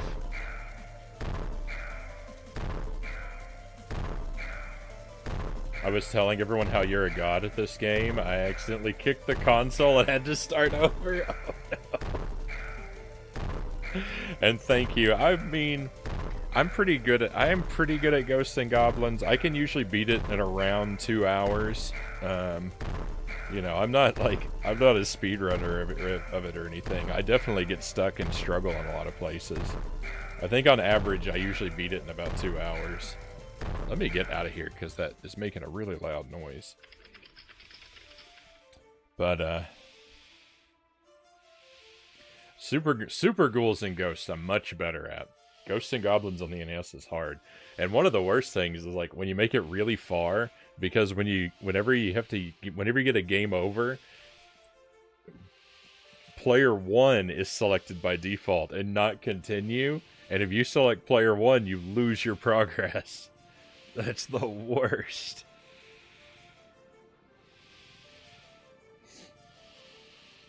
I did a no-death run of Super Ghouls and Ghosts. It's one of the sequels. Not Ghosts and Goblins. Oh, Ghosts and Goblins is so hard. The furthest I've made it on One Life and Ghosts and Goblins is to stage 4. My best like deathless run of Ghosts and Goblins was only making it to stage 4. Almost selected player 1 a couple times. Yeah, that will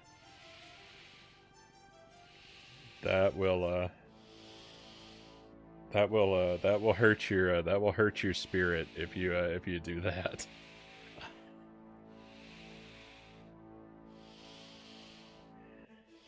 Oh. But use the link in the shout out, my friends, to check out Powley. She's got a family-friendly stream with lots of retro content. She's into collecting like I am. And there's lots of great stuff for you over there if you give her a follow. You will not be disappointed, my friends. Shino says, to complete the Ghosts and Goblins trilogy, I recommend playing Maximo for the PlayStation 2. I have the Maximo games. Haven't played them yet. We're going to do them sometime.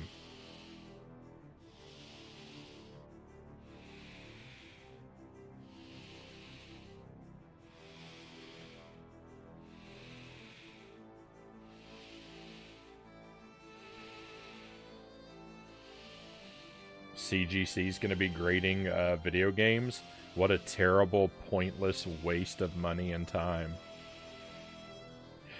Graded video games is one of the most ridiculous things I know of. Just makes me shake my head. Even graded comic books is kind of worthless. When you think about it, right? Because when you get a comic book graded, you have it sealed up, right? And it becomes unreadable.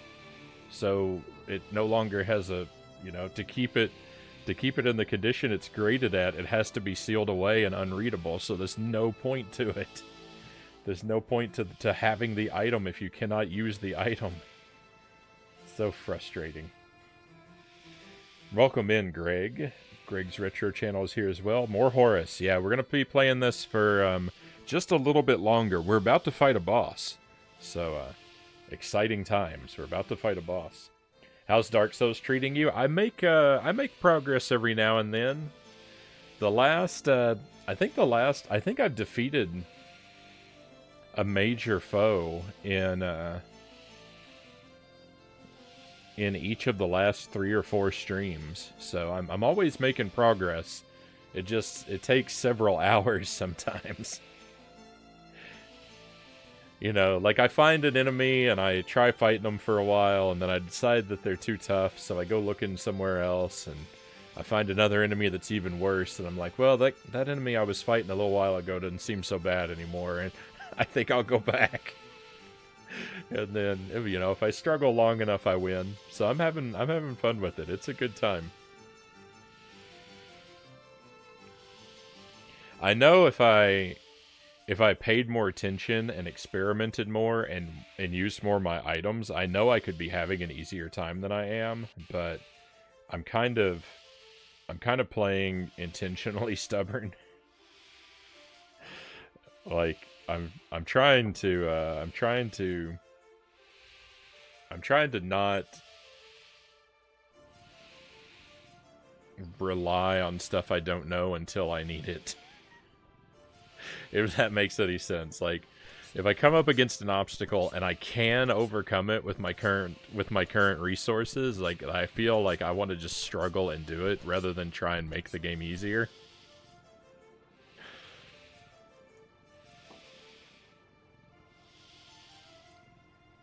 Maybe not a good idea.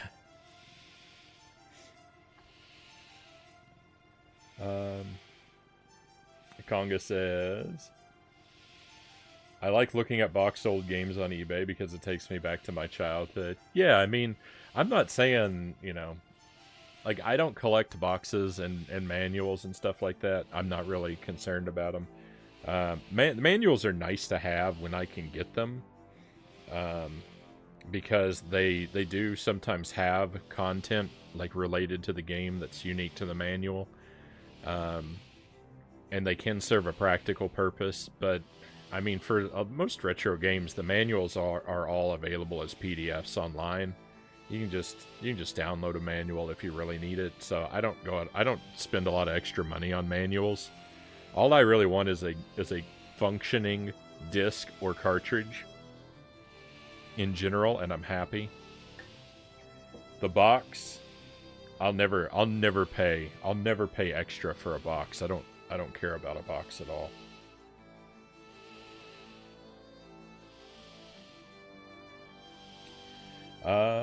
Good. Yeah, it takes me a long time too. It hurts when I lose a big chunk of souls too. Yeah, I've heard horror stories from some of my viewers about the massive amounts of souls that they've lost. So far the most I've lost has been just a few thousand. I don't know, maybe like around 5,000. I don't know. It's I very rarely have had a amount of souls in my pocket higher than 10,000. So it's not been anywhere as devastating as some of the horror stories that I've heard. It wouldn't be you if it wasn't stubborn. That's one of my key features, my stubbornness. People are getting Funko Pops graded as well. People will get anything graded. Anything that comes in a sealed package, people will get it graded. People are gonna be getting slices of American cheese graded just because it comes in a sealed package. I tried to collect manuals, but they're super expensive. I've thought about just printing them. Yeah, that's the way to go, Pally. That's the thing to do. Just download some PDFs and print them out if you need a physical manual. Because like sometimes the manuals cost as much as the game, and it's like, no, that's not worth it at all.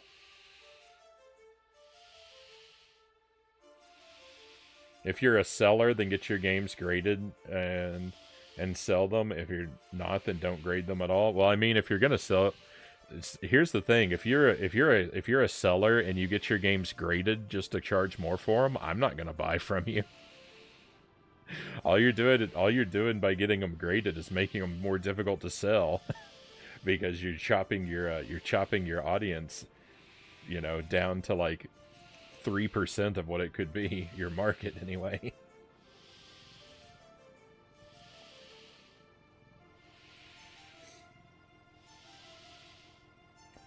I think the grading stuff is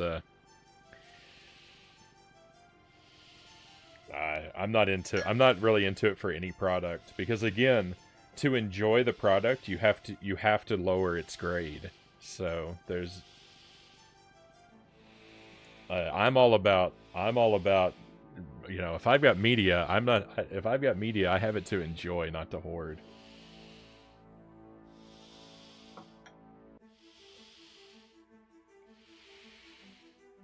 And so for me, a reprint of a comic is just as valuable as an original.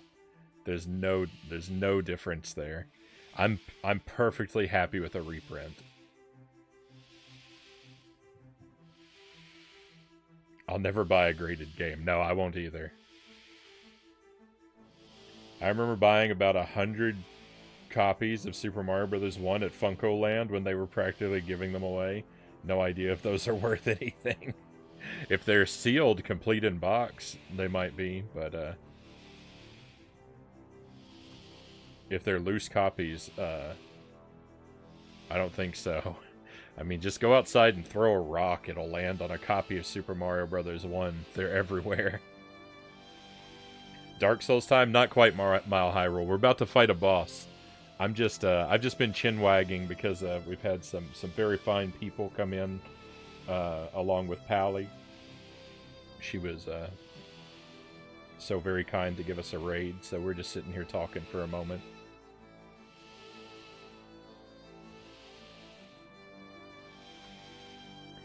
One moment.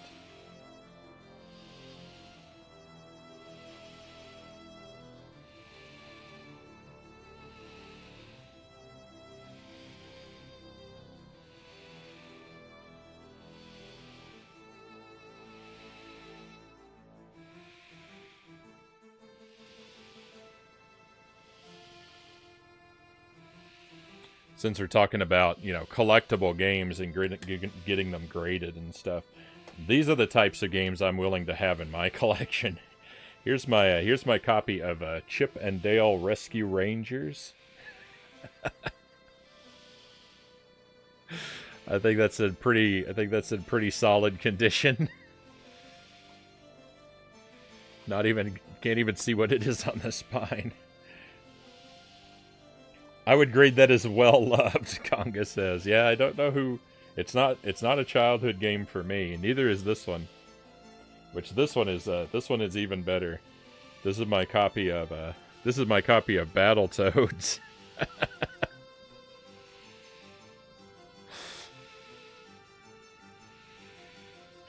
Unless my house burns down and my insurance company asks, then this was my copy of Stadium Events.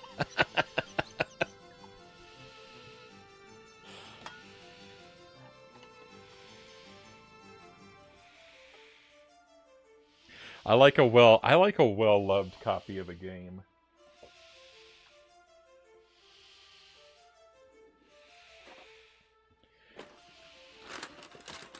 Let me take a quick look. We'll do maybe one more sort of show and tell here if I can see it quickly. It's always hard to find a Game Boy game because I keep them in a tub. So they're not organized in any way. I do occasionally organize them, but then they just get jostled once and it all falls apart again.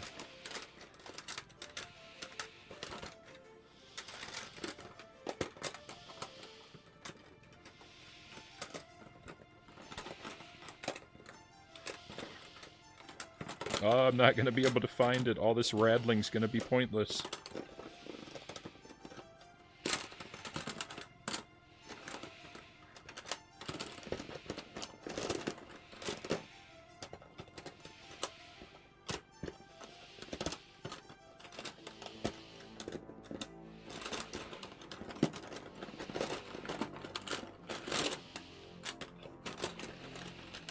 Thank you for sticking with me, because this is going to have very little payoff.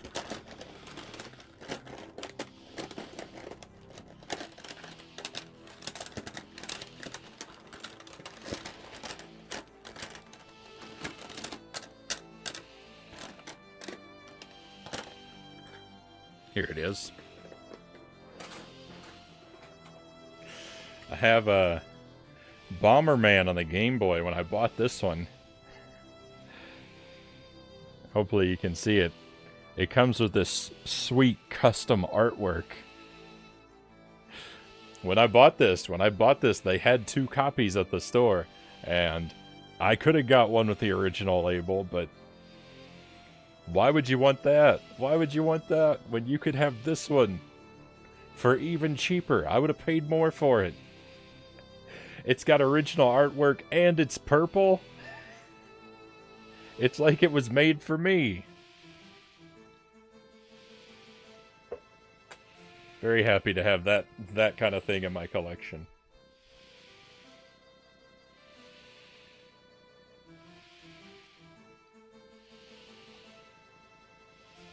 It was made for you, Cow says. Yeah.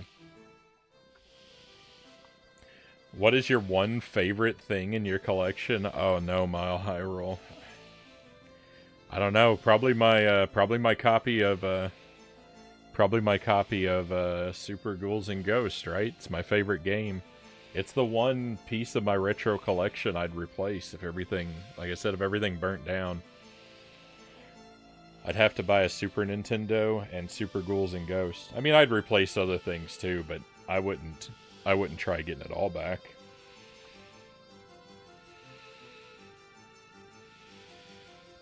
Strength for Life, welcome in. You're just in time. We're talking about collecting.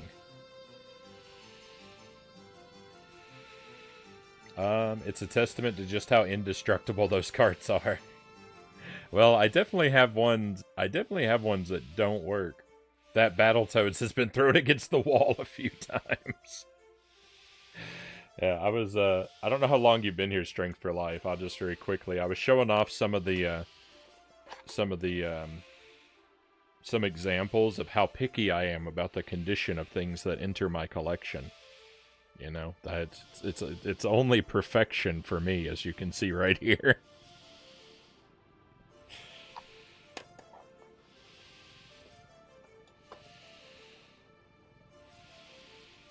I love collecting.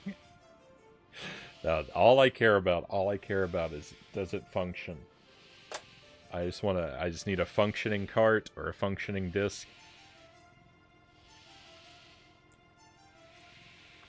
The manual is kind of nice when I can get it for older games, because sometimes it's really important to have a manual so far as the content. But if I can get a PDF, I'm perfectly happy with that. Just as long as it works, that's all I care about. I'm very Spartan in my collecting. Very practical.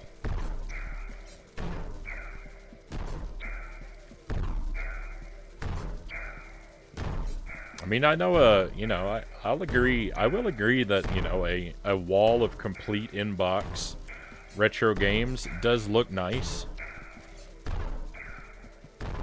And sure, if I had a bottomless wallet, maybe I would build a collection more like that, but I don't know. There are better things to prioritize, in my opinion.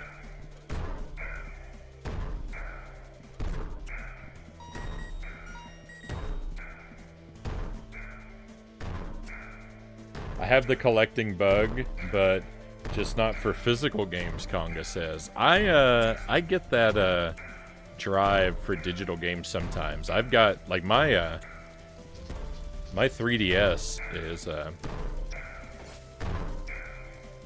my 3DS is packed with quite valuable. Virtual console games. The only thing about that is they're all ephemeral, and if something happens to my 3DS, they're pretty much gone forever, right?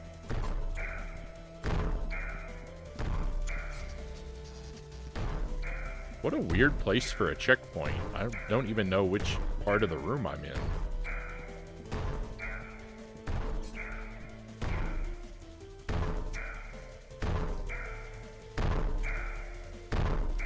Especially over the prices these games are going for now. Yeah, they're it's only gonna get worse. If there's any retro game that you want to have, physically, that, like, you just have to have, buy it as soon as you can, because the price is only going up. They're never gonna go in the other direction.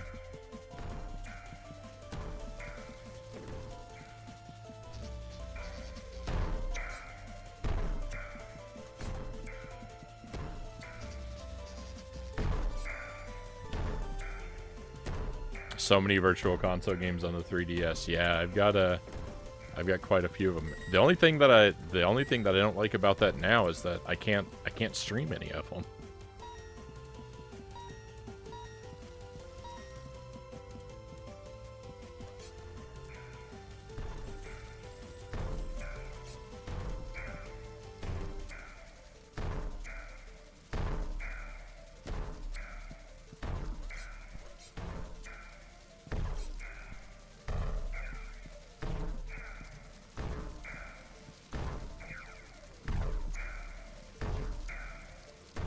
So, sorry, going back to Mile High Roll's question for just a moment. Sorry, my answer is probably, not very exciting. But, yeah, I just don't know really how to answer what my one favorite thing is. If anyone wants to take a look, my games are inventoried, though.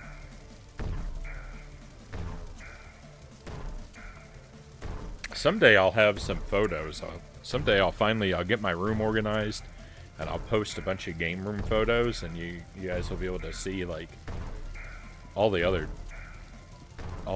junk that I've hoarded. The things that I have, like, sort of gaming memorabilia that's not just the list of games themselves.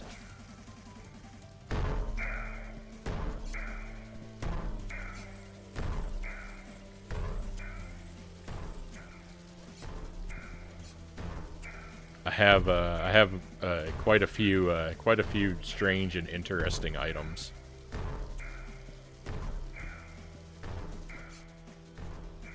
Like, speaking of Ghosts and Goblins, I have a Japanese Ghosts and Goblins model kit. It lets you build a bunch of figurines that are characters from the games.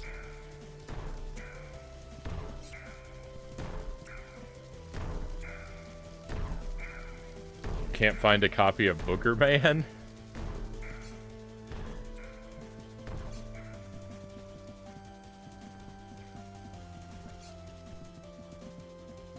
I had an opportunity to buy a copy of Booger Man once. I didn't know what it was. I still don't really know what it is. I remember seeing it in a used game store one time years ago, and it only sticks out as a memory just because it's such a weird title.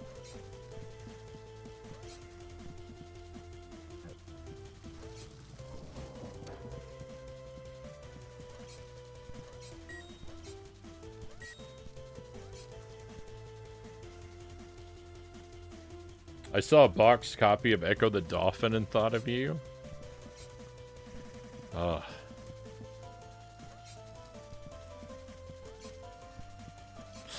I think I have a boxed copy of Echo the Dolphin in my refrigerator. It's in a Tupperware that's been in there for a year and a half.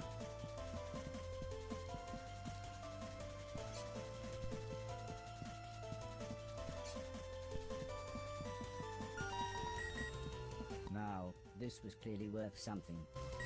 At least it sure looks and smells like Echo the Dolphin to me. How did Vector Man go? I finally beat Vector Man. That was a while ago. But yeah, we made it through that one. I don't know.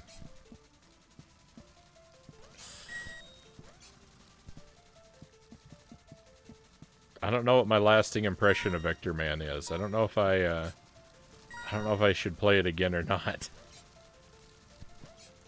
Maybe.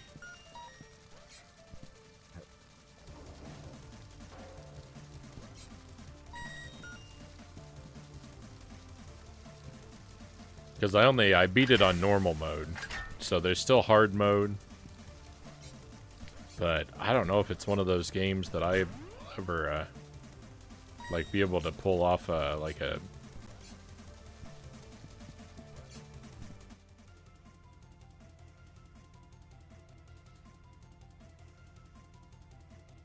like if I were to try and do like a challenge run of it or something.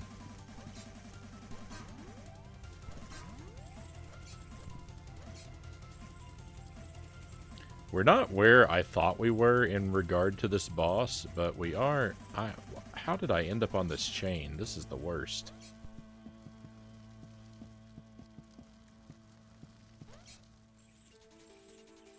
There we go.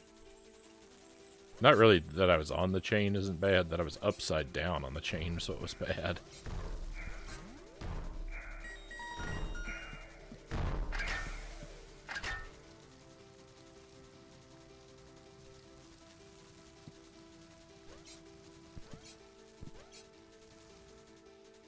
I have Vector Man 2.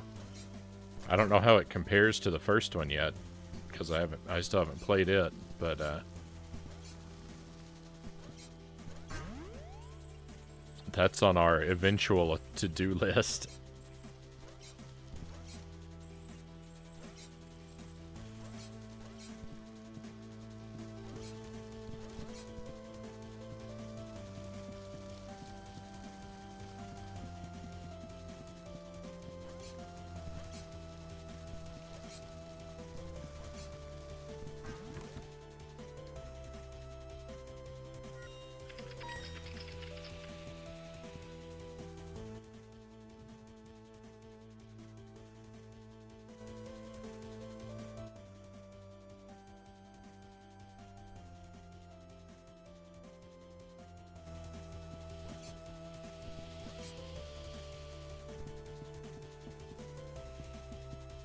This room doesn't make any sense to me.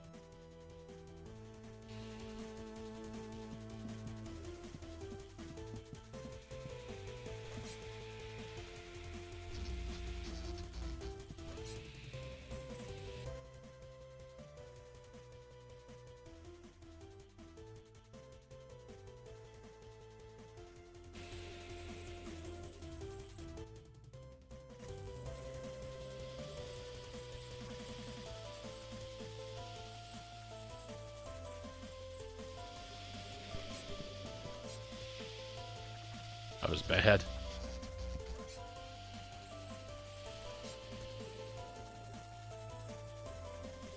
I heard those games look good but are hard. Yeah, Vector Man is really... So Vector Man's really challenging. I kind of like it because, like, it's a run and gun game, and you have got a double jump. Like, that's kind of nice.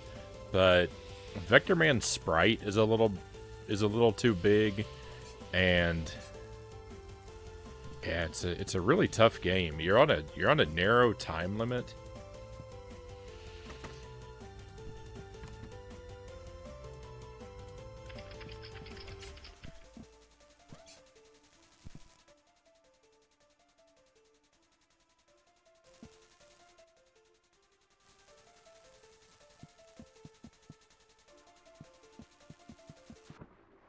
It was a bit of a struggle to get through Vector Man, but I don't know. I'm kind of lukewarm toward it. I guess my opinions of Vector Man would be like maybe a 5 out of 7, a review of somewhat positive.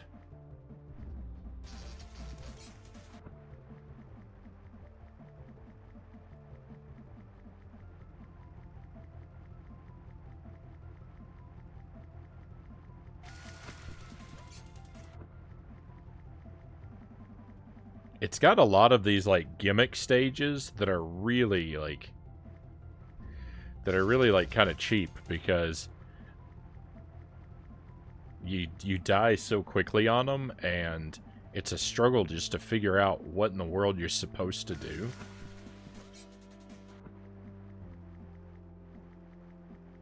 But I think that, you know... it's a game that I think becomes a lot more fun as you learn more about it. I guess kind of like Alien 3. I guess Vector Man is kind of like Alien 3.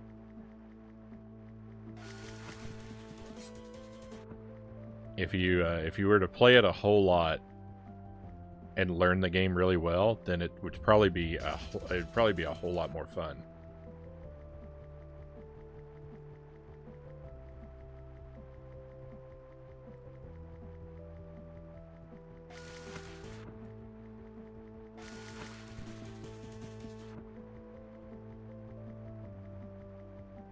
but you've gotta work for it. I despise this section.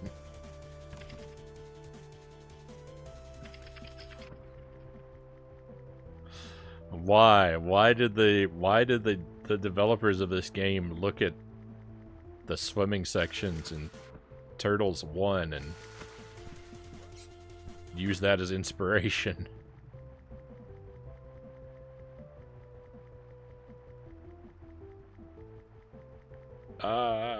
Okay, it wasn't that bad. It was worse before I did it.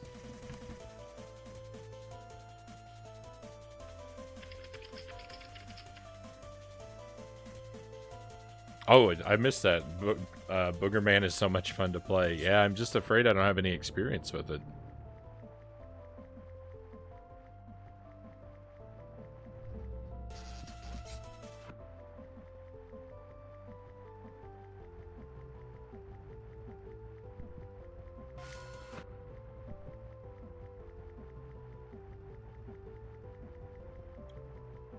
So these areas with the these little square pockets of air down there, they exist because the game expects me to not have... I've got an upgrade that lets me stay underwater forever. And the game expects me to not have that upgrade. Oh. I didn't see the squares. The square is pushing out wind to try and knock you into, like, the walls and stuff. Oh, I didn't see that before.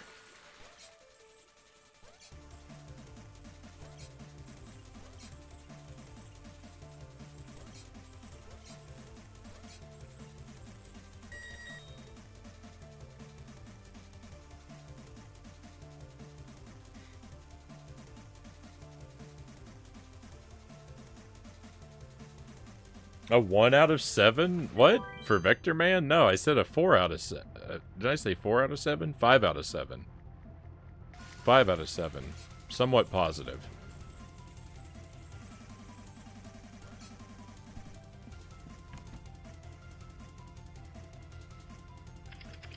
It is the swimming of Turtles NES. Hello, Frownie the plumber. That's me. That's me. Welcome in, Boat Ladder. We are... Alright, so I said before that we were 1 room away from the boss. We're really now 1 room away from the boss. I underestimated the size of some of these... I misestimated the size of some of these rooms. I don't really know underestimated is the right term. I underestimated the size of some and overestimated the size of others. I underestimated the amount of rooms is what I did. Not really their size, but their number, for sure. But anyway, if I can make it through this room, we'll be at a boss.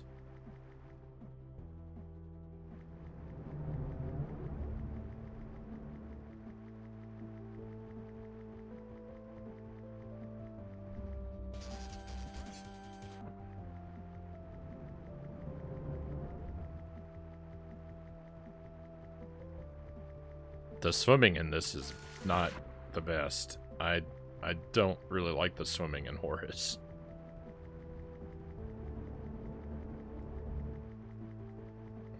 Oh my goodness.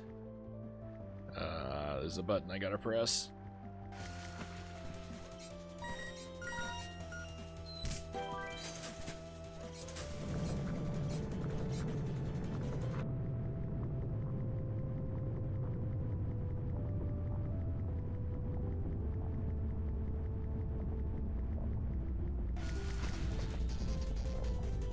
I disagree.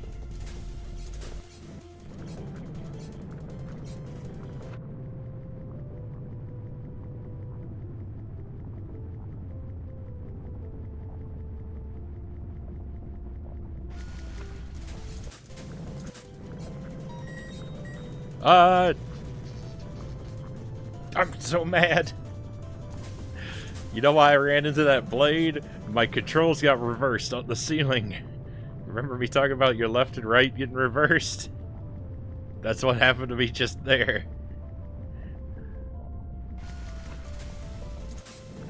Ugh. They're reversed here on the side, too. Or they became reversed when I landed. Ugh, I don't like it. I don't like this room. Get me out of here.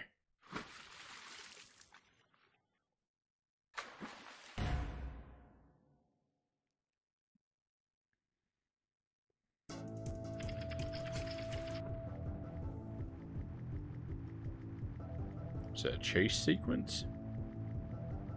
I don't know if it's a chase or a race. Maybe it's a race.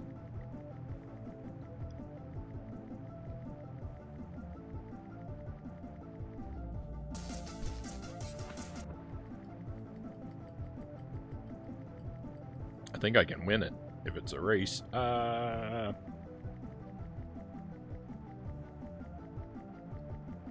Why a boss fight that's just swimming? The game heard me say I hate the swimming, and so it's like, oh yeah, well how about a boss fight that's nothing but that? I got so lucky there.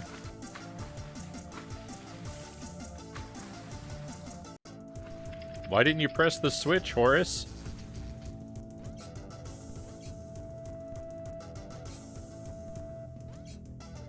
Oh. I'm still racing.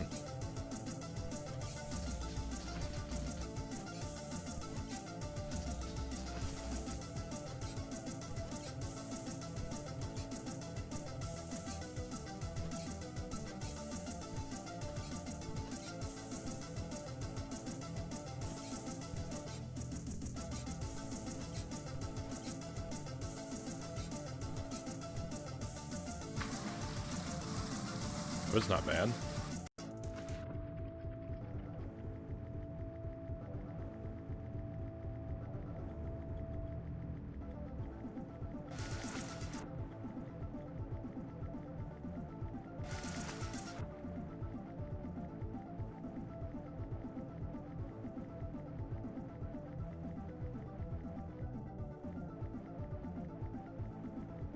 I hope this is the right way. No! Yeah, the artwork in this game is really good. Some of the sprite work is just incredible.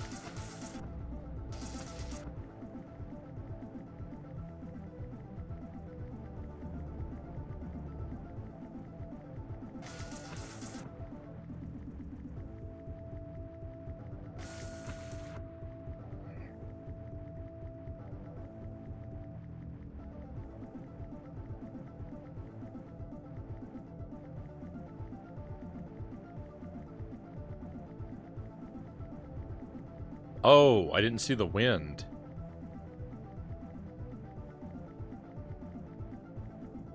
No!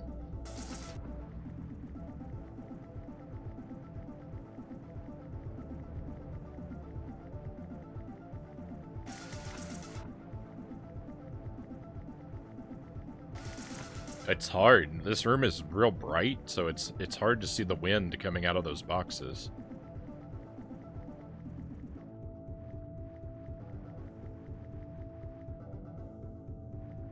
No, now I'm all turned around. Ugh.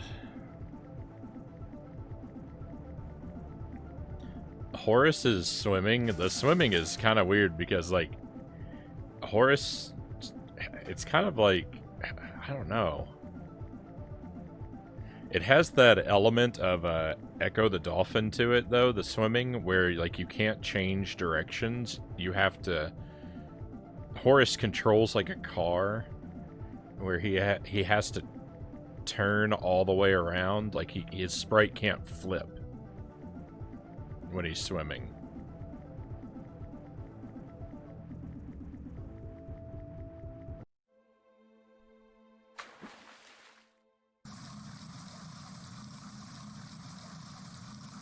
Victory, question mark? Even Heather was confused by this upgrade. It took her ages, but with a few final twists of her spanner, the power-up was complete. Once we got it working, It was great. I could finally walk along while ducking. I knew the score, 10 minutes to get back to the hallway.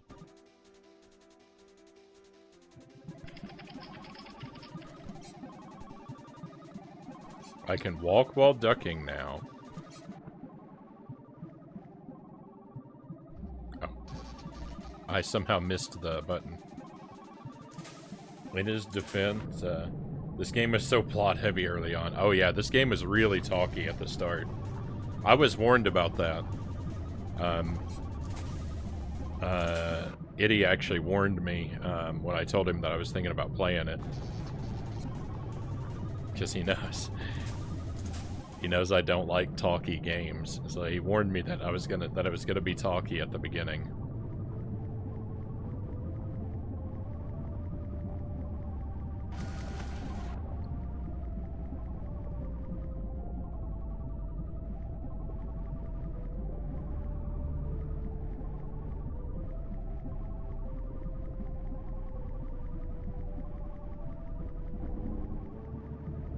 In Horace's defense, he might have been a car at some point. Bogus.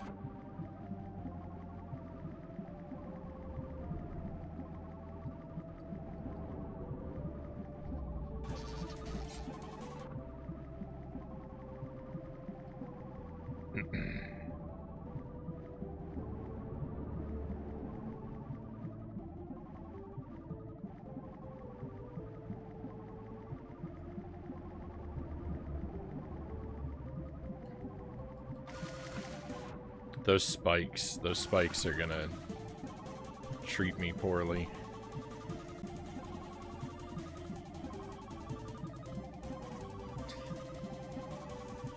Reversed. Everything's reversed. Ugh.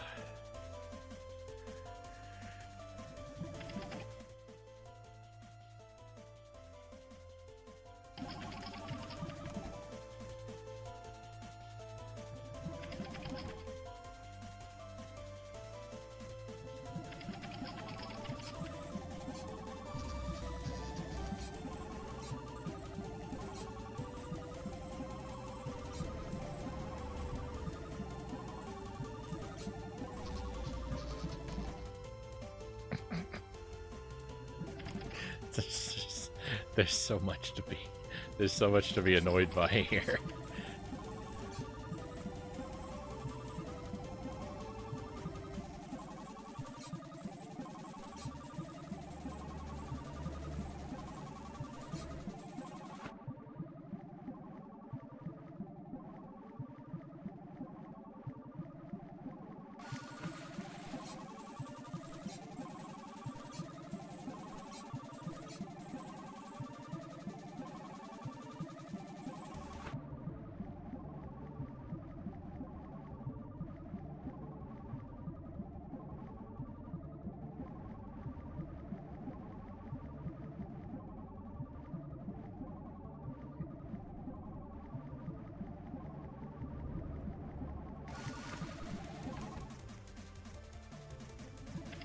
Are you getting echo flashbacks? Not quite that bad, but there are some disturbing similarities.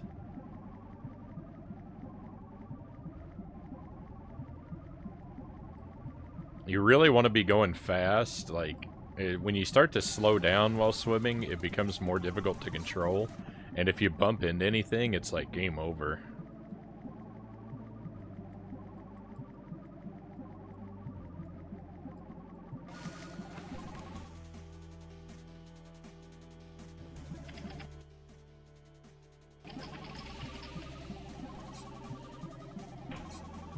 Cool.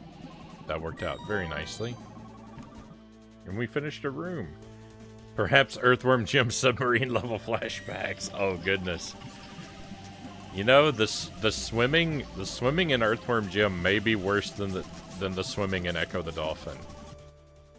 It's hard to say that anything in the universe is worse than Echo the Dolphin, but if I think about it, I may enjoy controlling the Earthworm Jim submarine even less than I enjoy controlling Echo.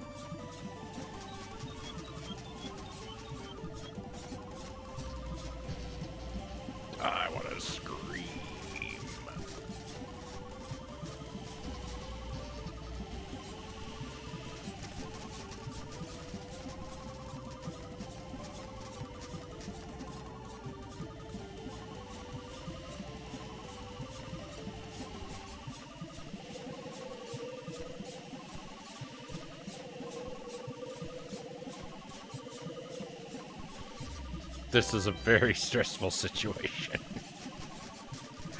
And I got a timer ticking down constantly. It's getting so low.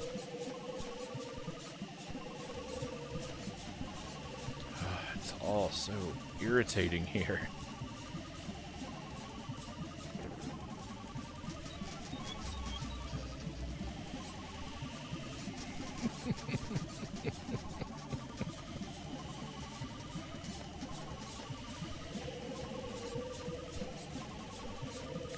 If I could just jump from this platform to the ceiling in that area, I wouldn't hate this so much.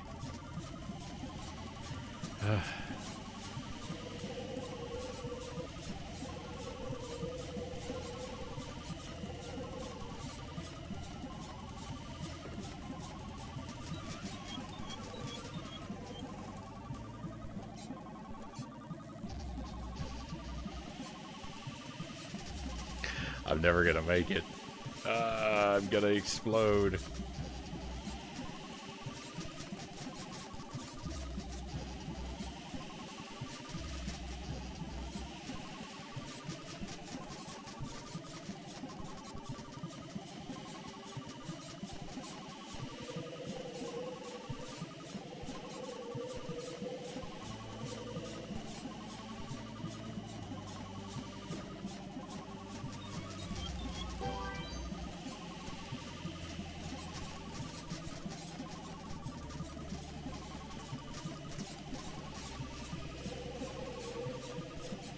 There's too much garbage in here, and it's all making so much noise.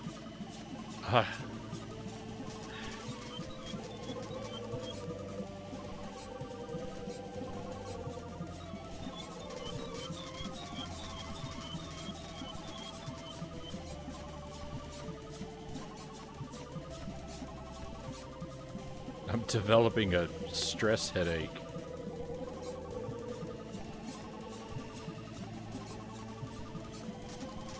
Too much anxiety. That was it. That's where it died. We were so close to the door.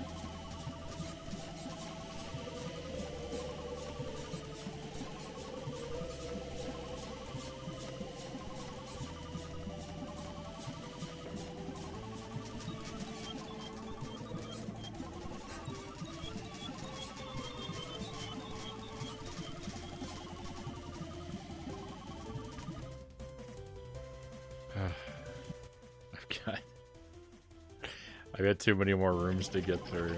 Oh my goodness. Yeah, this is one of the rooms I have to go back through.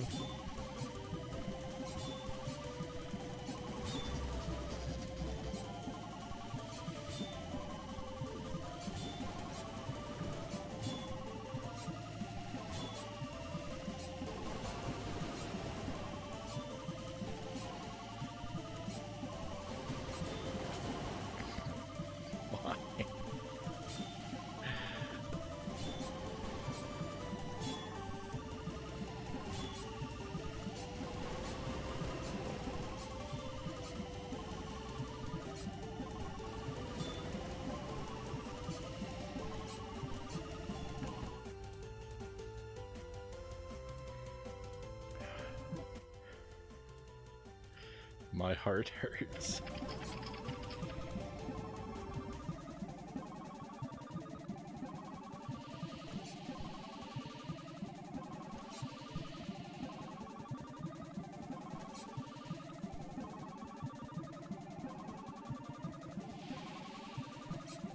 I just don't even remember how to navigate this room.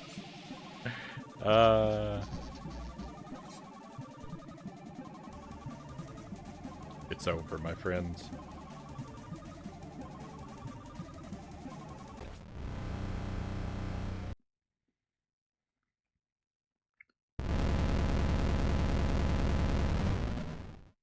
It's so upsetting.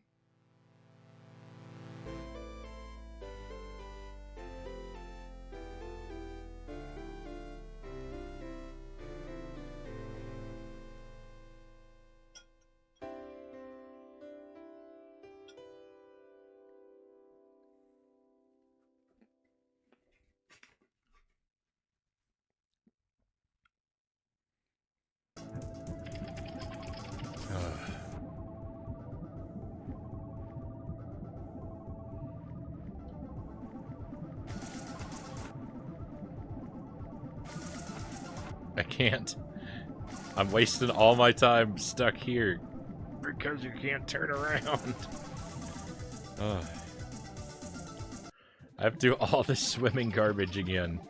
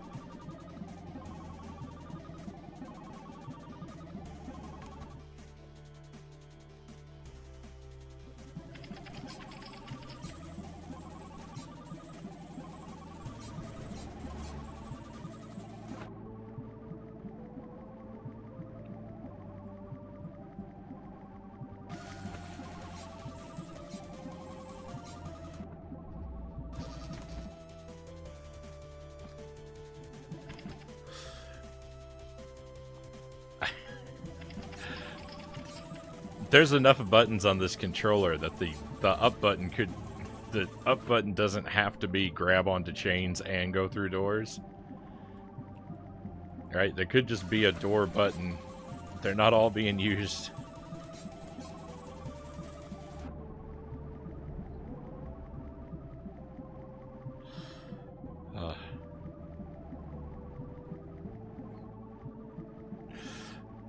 I despise contextual actions.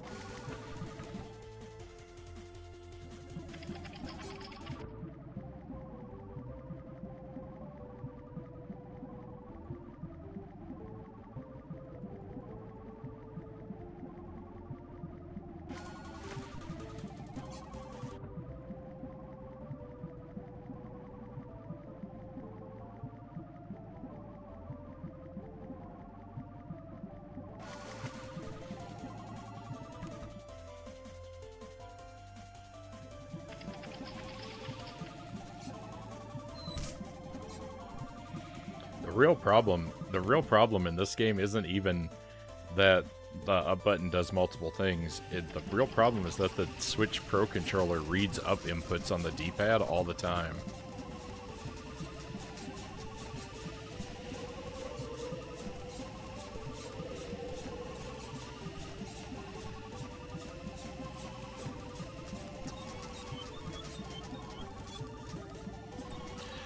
If a bird flies by outside my window, it registers an up input on the D-pad.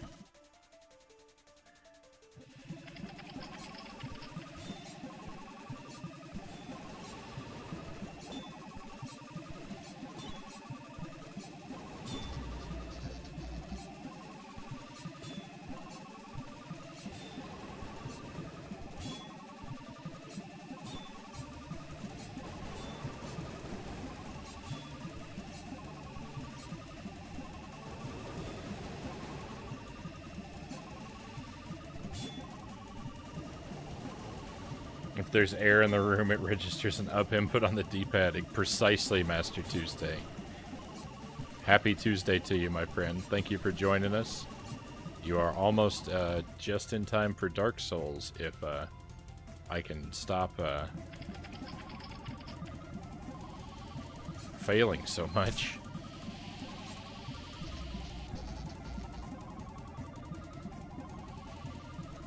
Yeah, the Switch Pro controller, I mean, everyone knows this.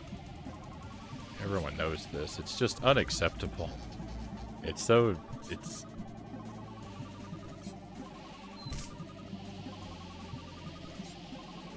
And that Nintendo of all people would make an unacceptable D-pad.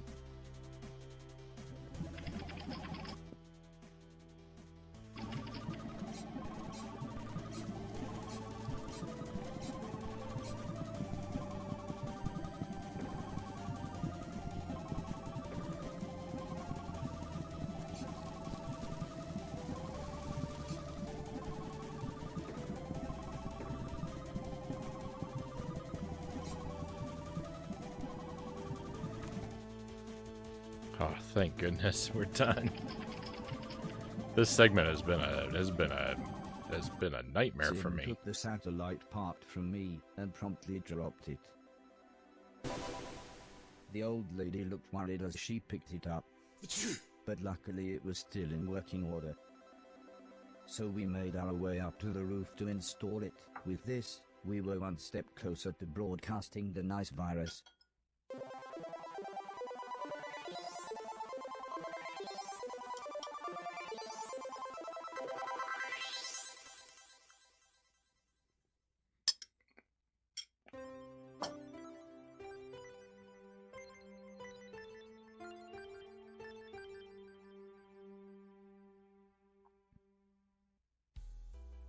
It was quite late, so everyone slowly went to bed, until it was just me and Alice.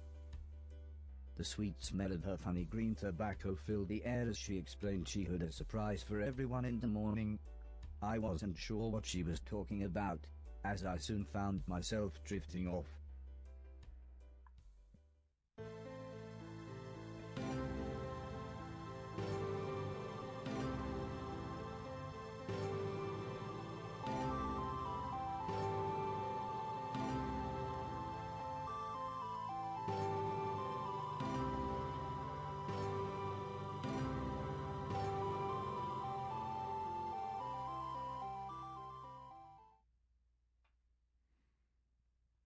The next day, everyone was wearing their best clothes. Alice had finally talked them into going to her church. There was going to be a summer fete in her town. They were all driving in Mr. Silton's van, but it was so cramped that I thought it would be better if I took my usual method of transport and traveled by train.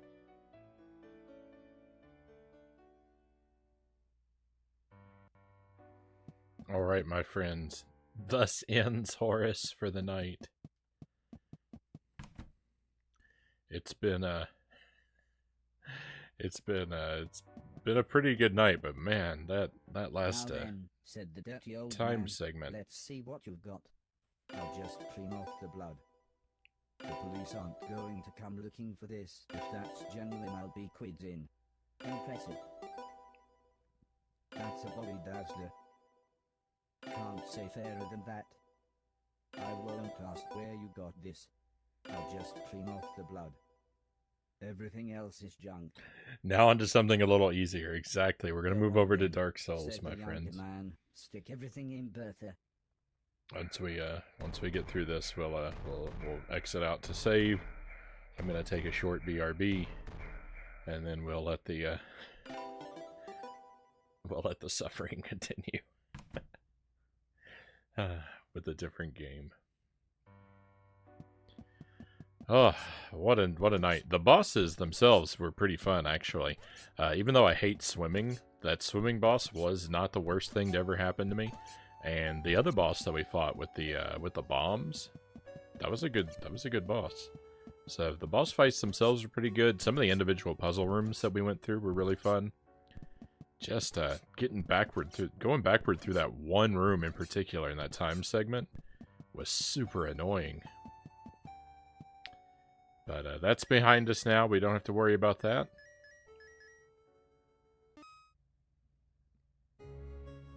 We'll play a little bit more Horace next week. Should be on Tuesday and Thursday on the schedule for next week if everything goes as planned. But yeah, like I said, it's a short BRB time for me. Refill my coffee.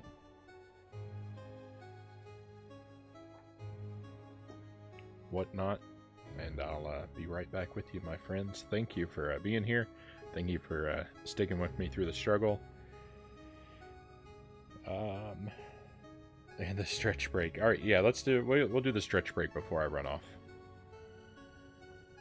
Big camera again for that.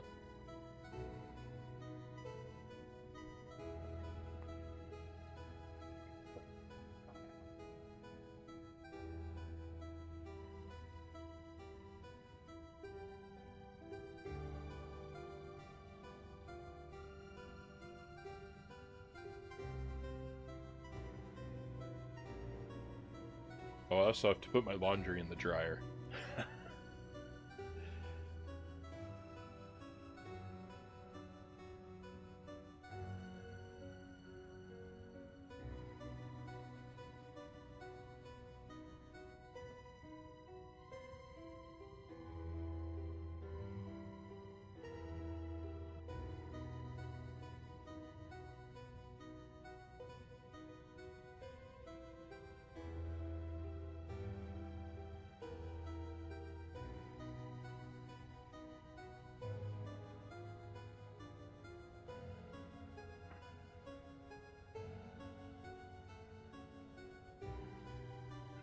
right.